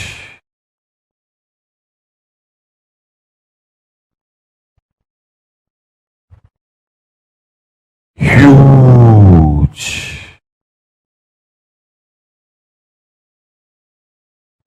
Even if you don't feel like wearing your Atmalinga, even the Rudraksha is actually Rudraksha Linga. Many times, the Shastras allow, you can keep Rudraksha as the Rudraksha Linga and do Shiva Puja to that Rudraksha Linga itself. Agamas allow it. So you can keep your the Rudraksha, Kantamala itself as Atmalinga. If you don't have Atmalinga or don't want to wear the Atmalinga, you can treat Kantamala itself as Atmalinga and tell, hey, Mahadeva, please eat. Mahadeva, please take bath. Mahadeva, have shampoo. Mahadeva, have perfume. Understand this continuous love continuum will make your Chidabhasa powerful. Your Chidakasha will become strong. And the time-space continuum will expand. I tell you, this attitude, this will start building everything. People who lived around me can remember very clearly. Even if some book is printed, invitation printed in our Kailasa, in our Sangha, and first copy is brought to me, first I will take it and put it on Atmalinga. I always have Atmalinga on my body. Whenever, if I am not wearing it, it is there in the Ananda Gandha. I will put it on Atmalinga and say, Paramashiva, please have it. I tell you, that will bring such extreme sweet relationship. And you just see, even if you start understanding He is watching over, He is continuously seeing you, that is enough to make you fall in love and explode in love. I have seen people, the moment they know I am seeing them, they just go crazy with love.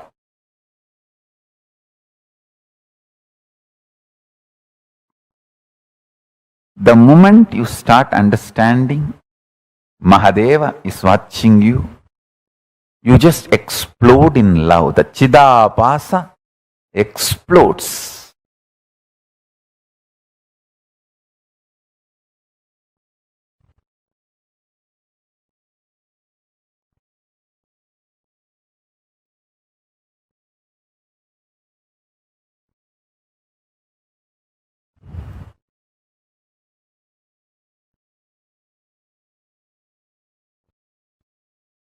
Vyutpatti of the word Chidabhasa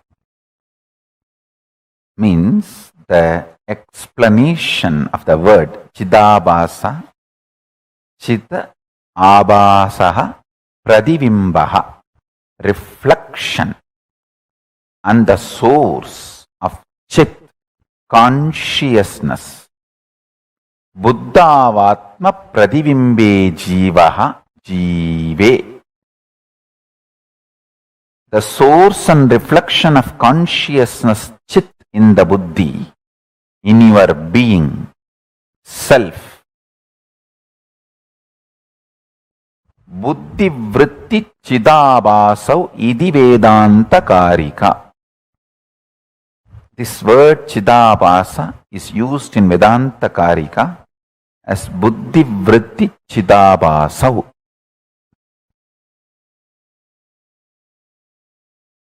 Listen. The source where the being of Chit and doing of consciousness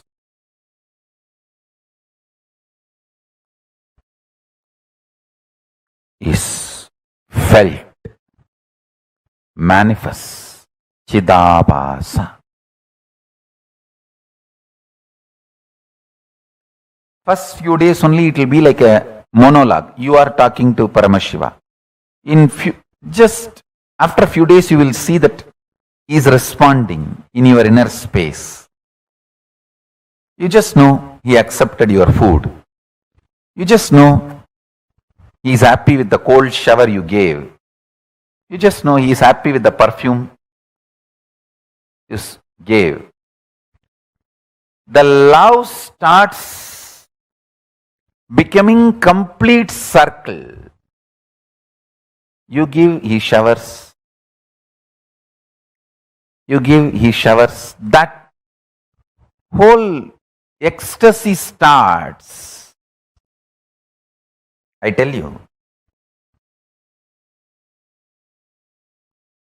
He always showers.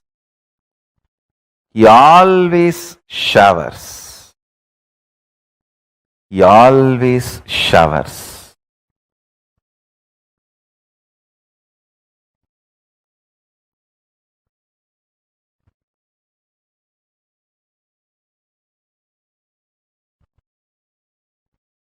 He only makes sure you don't start using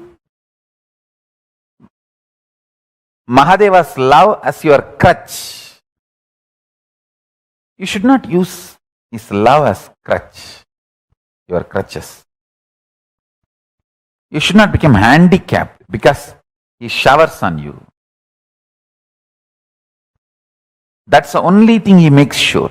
Because he wants to make you fly through his love. He doesn't want you to become sick and start using him as your crutches. No. The only thing Paramashiva looks, when I pour my love, are you going to fly, using it as inspiration to inspire yourself? That's all.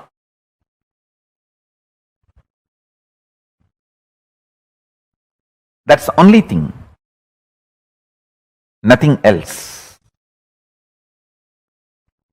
Uttared atmanatmanam atmanam avasadayet. See, ability to inspire yourself without the external inspiration means you found the source of your love inside, internally. Chidabhasa of you has opened up. The Chidabhasa in you is Paramashiva.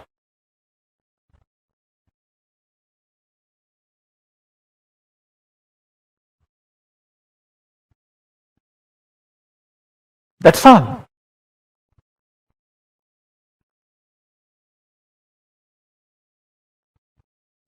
Listen to this few understandings.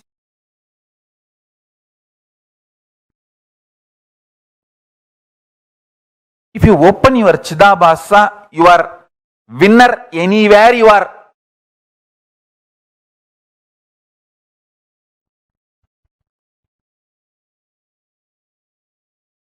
See, how much time and energy you spend grooming a puppy, pet. Even 1% of the time and energy if you spend grooming your own personal Paramashiva, your Chidabhasa will open up.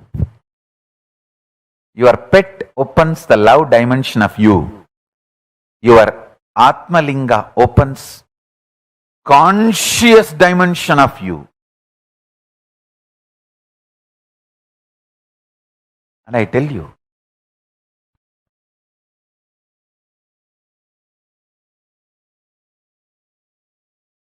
For example, now I am seeing all of you. If I just tell few people and your name and say, wow, you have done a beautiful makeup, dress up of my deity, I am so happy, it's so nice. How you will jump, Swamiji called out my name. Just knowing that I am seeing you, you go to ecstasy. Same way, Paramashiva will make you realize in few days he is seeing you. That will put you in such ecstasy, the ecstasy of Chidabhasa. Understand? The ecstasy of Chidabhasa.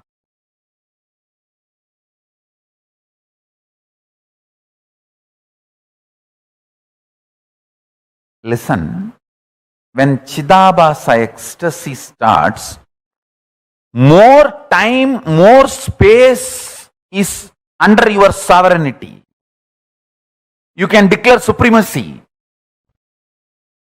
You can be the leader and manifest what you want.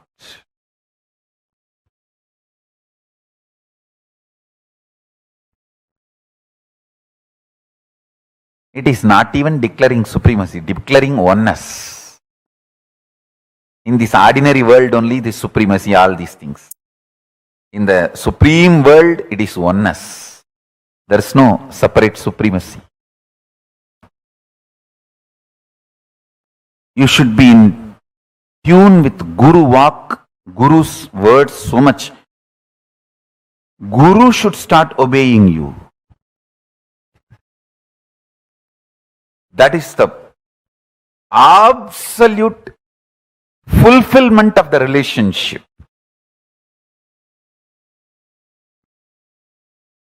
Between you and Paramashiva.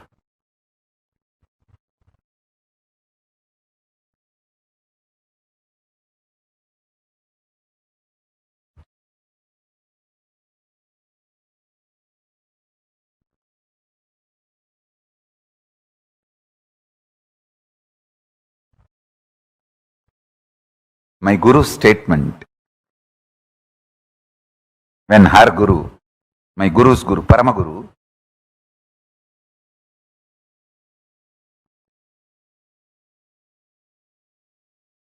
put the Batmasana 3 days after death, or so-called clinically dead.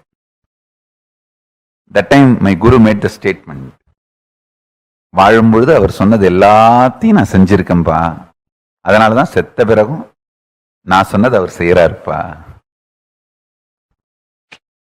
What a Guru disciple relationship.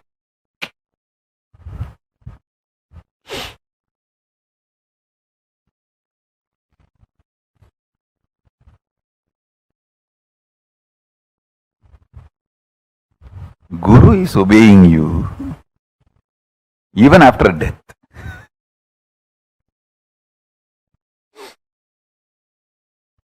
Whole day, as many times as possible,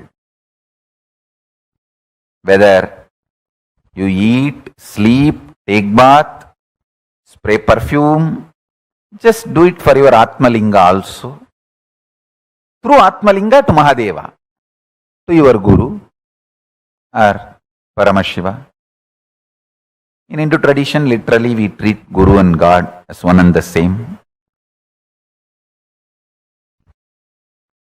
Guru is the manifestation of God. God is unmanifest component of Guru. That's all. Avyakta Guru is Paramashiva. Vyakta Paramashiva is Guru. The manifest Paramashiva is Guru. Unmanifest Guru is Paramashiva. Guru's unmanifest dimension is Paramashiva. Paramashiva's manifested dimension is Guru. That's it. So any one leads to another. That's all. If you catch Paramashiva directly, start praying, he will appear as Guru. If you catch the Guru and start connecting with him, he will lead you to Paramashiva. That's it. But both leads to the same oneness space, ultimate enlightenment.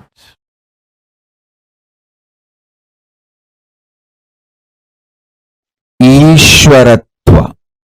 Three things I want to tell you. You guys have done the best thing for sitting for this initiation. Whatever reason you chose this initiation, you have done the best thing. It may be lottery, Sukra's grace, luck, whatever you call it. Anything you have given up to sit for this initiation is worthy. Listen to that first. Any fellow who has missed this initiation has missed in a big way. How can I digest this vast expansion? So many were messaging, Swamiji, for many years, the things I was complicating and struggling, you were 10 minutes initiation. That's it. The problem is not there. Where are we heading? With so much expansion, listen. First, drop getting terrorized by becoming large. When I am infusing superconscious DNA of Paramashiva in you, so much expansion, you get terrorized. You get, oh God, it is too much. So you pick up one small thing which did not manifest. Like your diabetes, sugar did not come down. You pick up that and go on harping on that to make you feel, oh, expansion is not too much. It's all under control. You are still a human. Listen to every word. First, how many of you feel too much expansion is happening?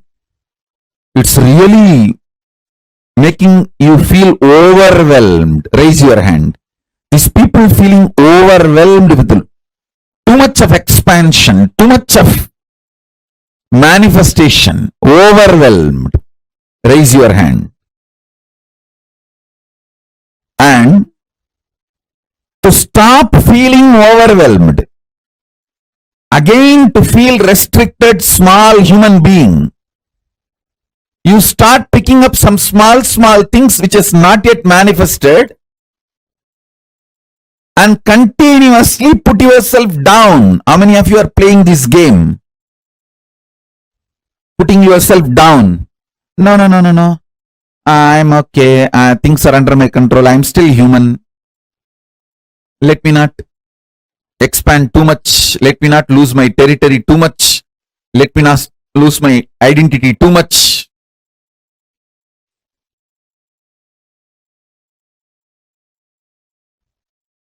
Listen. Drop both.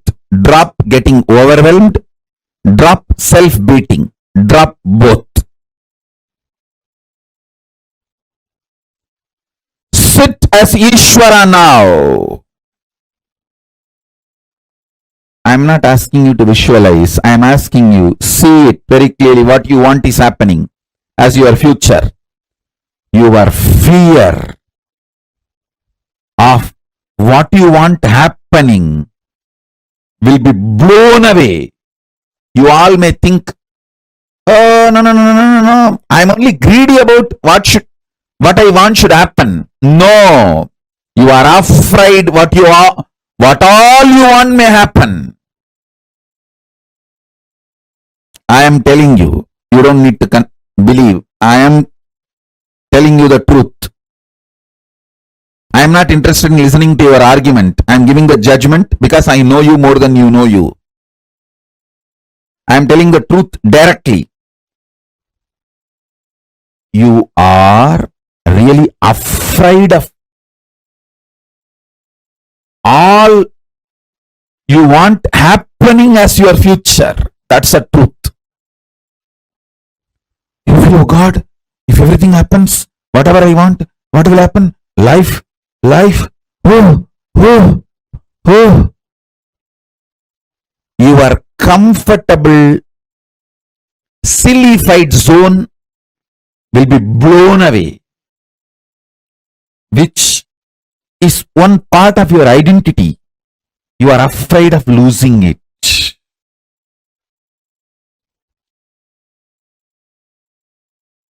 Listen.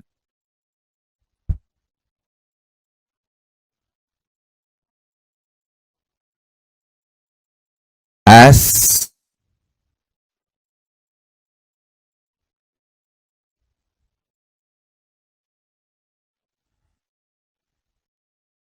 a living manifestation, Paramavatara of Paramashiva,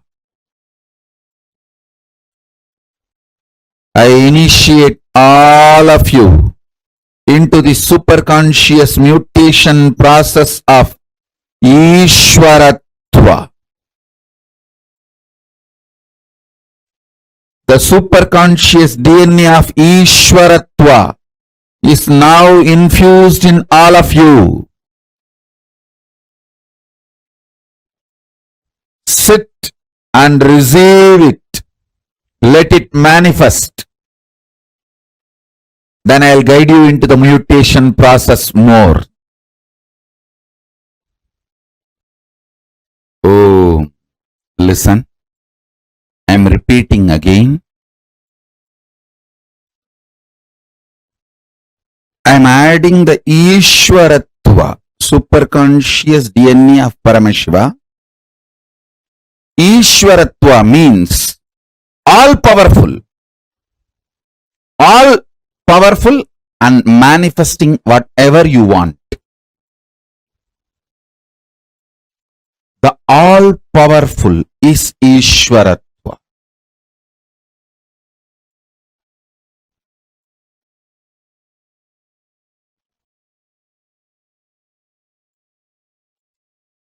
I'm doing the superconscious manifestation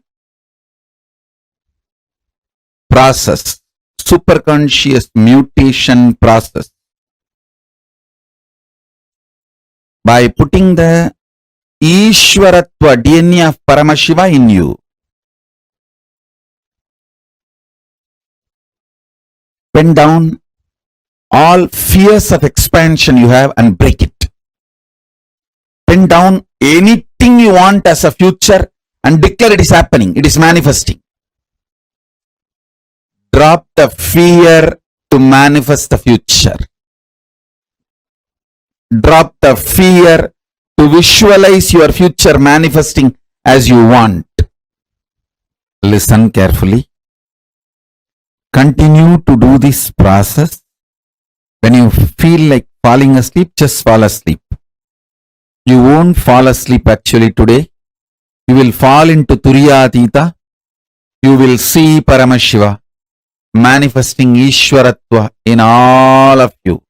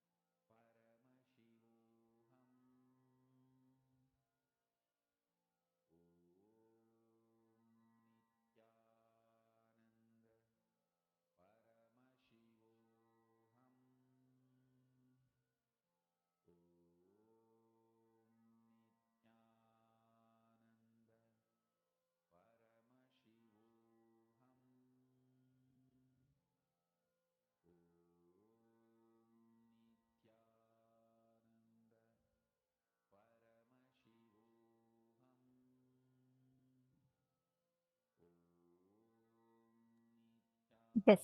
So, can I request all the participants to post what each of you understood as conscious supremacy?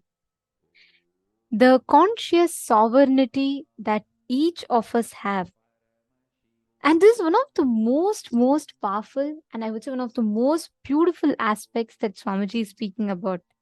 See, most of the times, the way we understand, right? There is something that is very powerful in us. We all believe, right? There's something that's more powerful in us. But what is it that you define is the most powerful part of you inside you?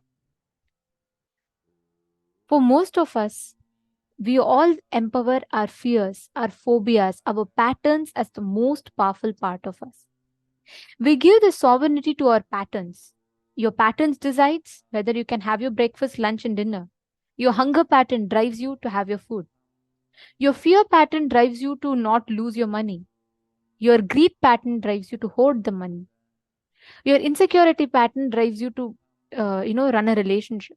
Your need of love, attention pattern drives you to have some, to have attention in relationships. Almost always we are driven by our patterns. It is the patterns in us that have the sovereignty, not any other part in us. It is the patterns inside of us that have the sovereignty. We have given the complete power to the patterns. The same thing, when you give that power, that veto power of authority to your consciousness, you become consciously sovereign. Are you all understanding?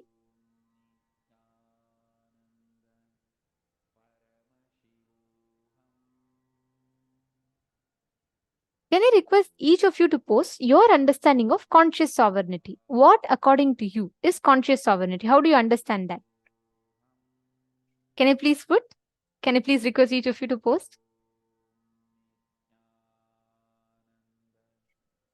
Come on. Can I request each one to post? What is conscious sovereignty? What do you understand as conscious sovereignty? How do you see it when Swamiji tells, right? Like giving the complete power and authority to your consciousness, that consciousness taking the sovereignty in you. Can I request each of you to please post what that is?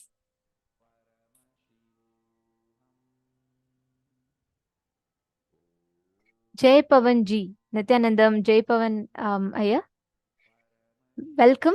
And I see your message. You will be having the darshan. Swamiji will be giving the darshan today. At that time, you can ask any prayers or boons that you want. Directly, Swamiji himself will bless you. So you're here in the right time. But today evening, New York time, we will be having the darshan. So please stay tuned with us and you will be receiving the blessings and darshan from Swamiji. Yes. Okay. Now, to every one of you, see, please understand, you giving the complete power, consciousness, conscious supremacy is what? You declaring your supremacy because of your conscious sovereignty over everything in your life, not out of ego. Every 2 days, which is a time you can handle, 2 days is what you can cognize. 48 hours is what you can plan for. You can't plan for more than 48 hours.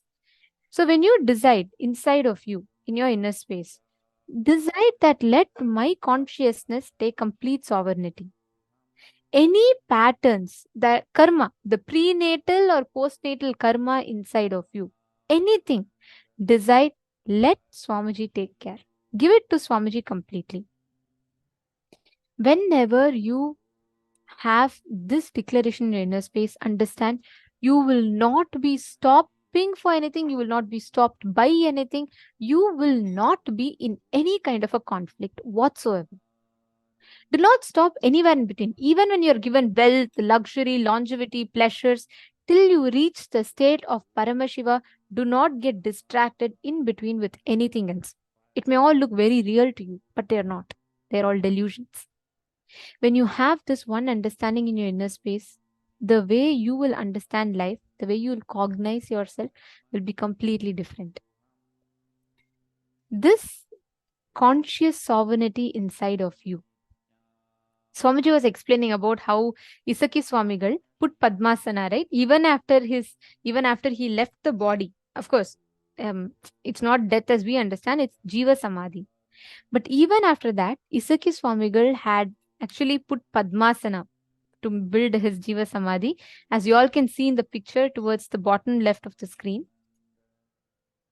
Here, this is the Samadhi of Isaki Swamigal and Mataji Vibhudananda Puri, both of whom are the gurus of Swamiji, and Swamiji himself at the age of 16. This is after the this is the picture of the coronation of Swamiji as the successor of Arunachala Sarvajna Peetham, and left is a Samadhi of Isaki Swamigal where his body is enshrined after he attained the Mahasamadhi. Actually, this is the exact spot where 3 days after attaining the Mahasamadhi, his body assumed the Padmasana posture.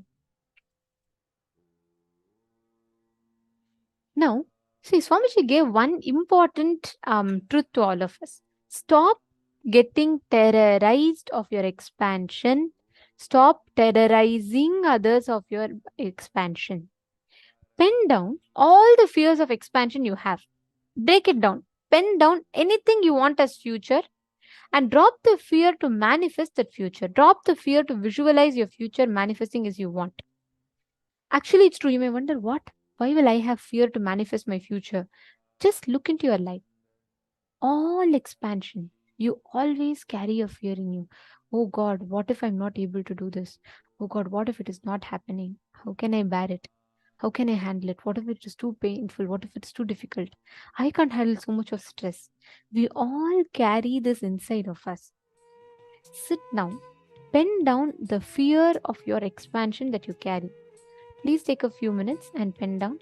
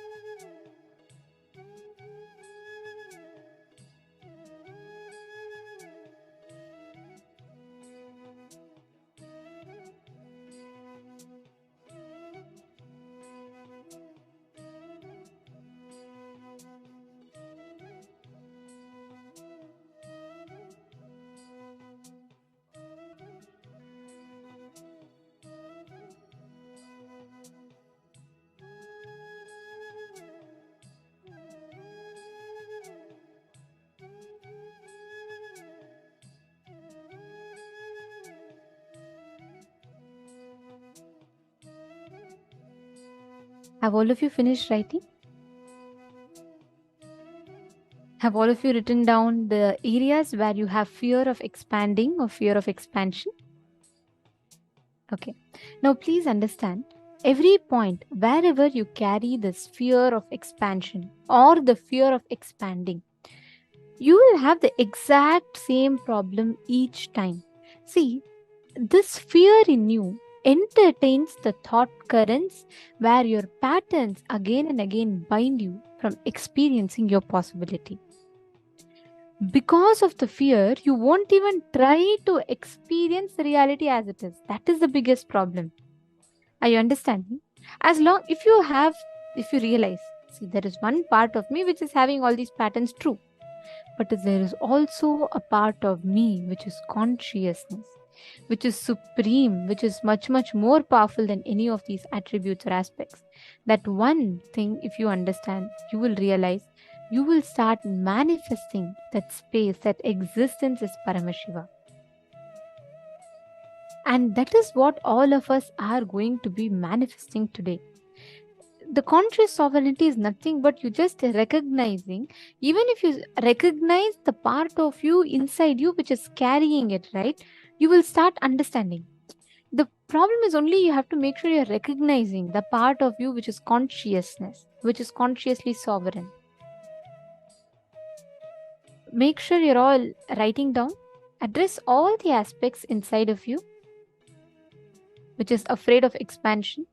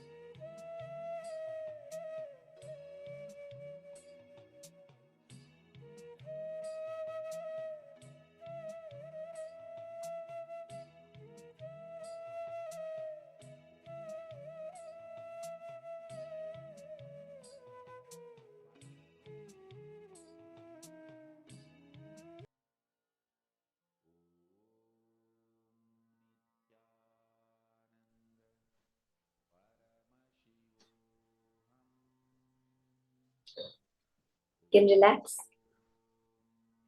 Now we're going to be manifesting further powers, that the power of remote vision, being able to see at a distant place.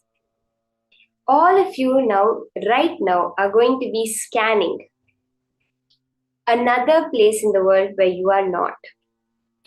Ultimately, when we look at it, all power manifestation is nothing but expansion. Because as Swamiji reveals, all these powers are not some tricks, some magic, some supernatural things. They are your very nature. By their nature, they are superb. What you are doing is nothing but expanding into your cosmic self when you do the power manifestation. As Swamiji says that all the things you do in life, you're only seeking to merge with the cosmic you. That you that you feel within you, you're only doing it to merge with the cosmic you. Even anything that you do, that's the very nature that we are programmed. That you in you, the me in me, is programmed to seek the cosmic me and cannot rest until then. That is what we experientially experience through the power manifestation. The expansion of our inner space, where we are zooming out, we are looking at the larger picture about how we are not actually limited to what we call this physical body, but we are in the present moment, present at every particle of the cosmos. This is what is the multidimensional logic. It's the more you expand, the more subtler details are revealed to you. When you're able to cognize that everything I see as my life is my projection, you get complete control over your biology, the body parts, the sculpting of your body. When you're able to cognize, yes, this entire solar system is me, you're able to understand and have the power over the atomic structure. When you're able to cognize this entire galaxy is me, you get the subtle knowledge and depth of understanding about the protons, the subatomic particles. Ultimately, when you relax and you shut down the mind and relax into the complete space that yes, I am the entire Brahmanda, I am the entire universe, you experience and realize the subtle quantum vacuum fluctuation energy, that Planck energy is also you, through which you are creating this entire reality. Now, to know something where you want to know that something which is not physically in your perception at your disposal, something that, let's say, I am going to be holding now. To know that all you need to do is expand your inner space. So that is all we are going to be manifesting. And just now we completed with that fear, that subtle fear we all hold for expansion. That is what is going to now manifest as this power of remote vision, where you just know the entire cosmos. Are we ready? Let's start. I have kept an object in front of me right now. All of you are going to be scanning what exactly that object is. Right now, I have a particular object in front of me. And each one of you, by connecting to Paramashiva, are going to scan what that object is. As we saw, this Dura Shruti power, the Dura Drishti power, the power to see something that has happened at a distance. Now, some of you are in India, some of you are in the US, some of you are in Europe, but all of you, each and every one of you, are going to be scanning and telling exactly right now what is the object I have kept in front of me. Okay? You can do it if you connect to the power of mind reading. You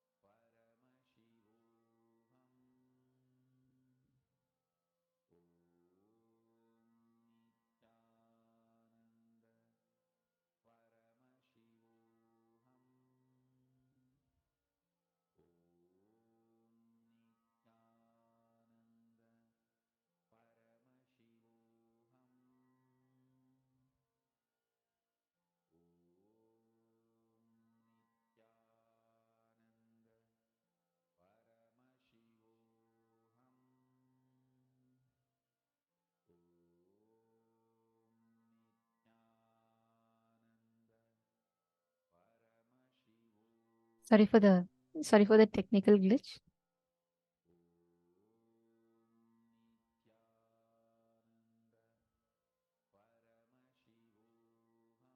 Yes. Looks there was a small the gap where you all lost the audio of Ma Shambhava. So basically, what she was explaining was about the power of being able to see remote distances. Understand? Swamiji explains when you find out that conscious sovereignty in you, right?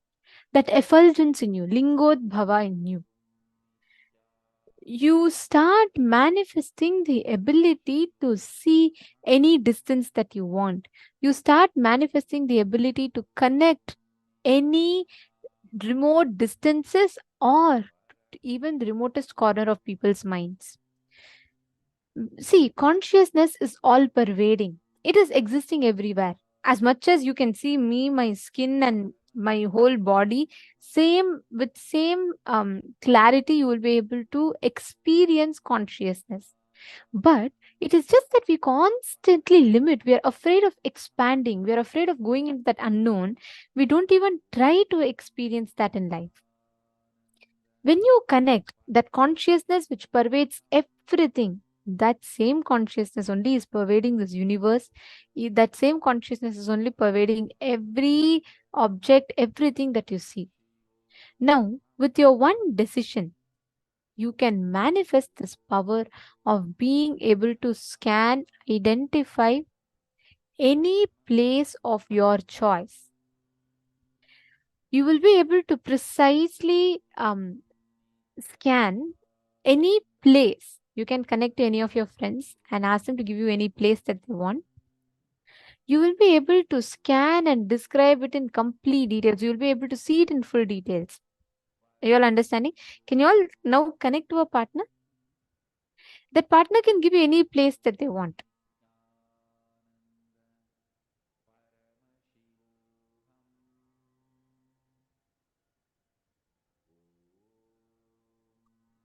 Now, with that space, just connect and start scanning.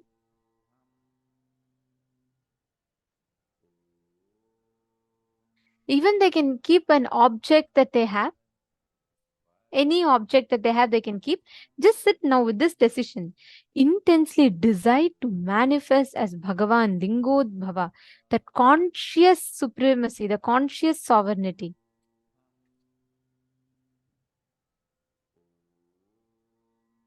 And in that space, you will be able to precisely identify any place that there is. You will be able to clearly see what is the exact things that is there in each of these places. We'll now show you all the parameters, the different things you can scan in a house. Please connect to your partner. Start. Do this sincerely. The same consciousness that fills you is the same consciousness that fills the whole universe. And if you connect to that consciousness in you, you will be able to precisely scan. Nithyananda Paramashivoham. Om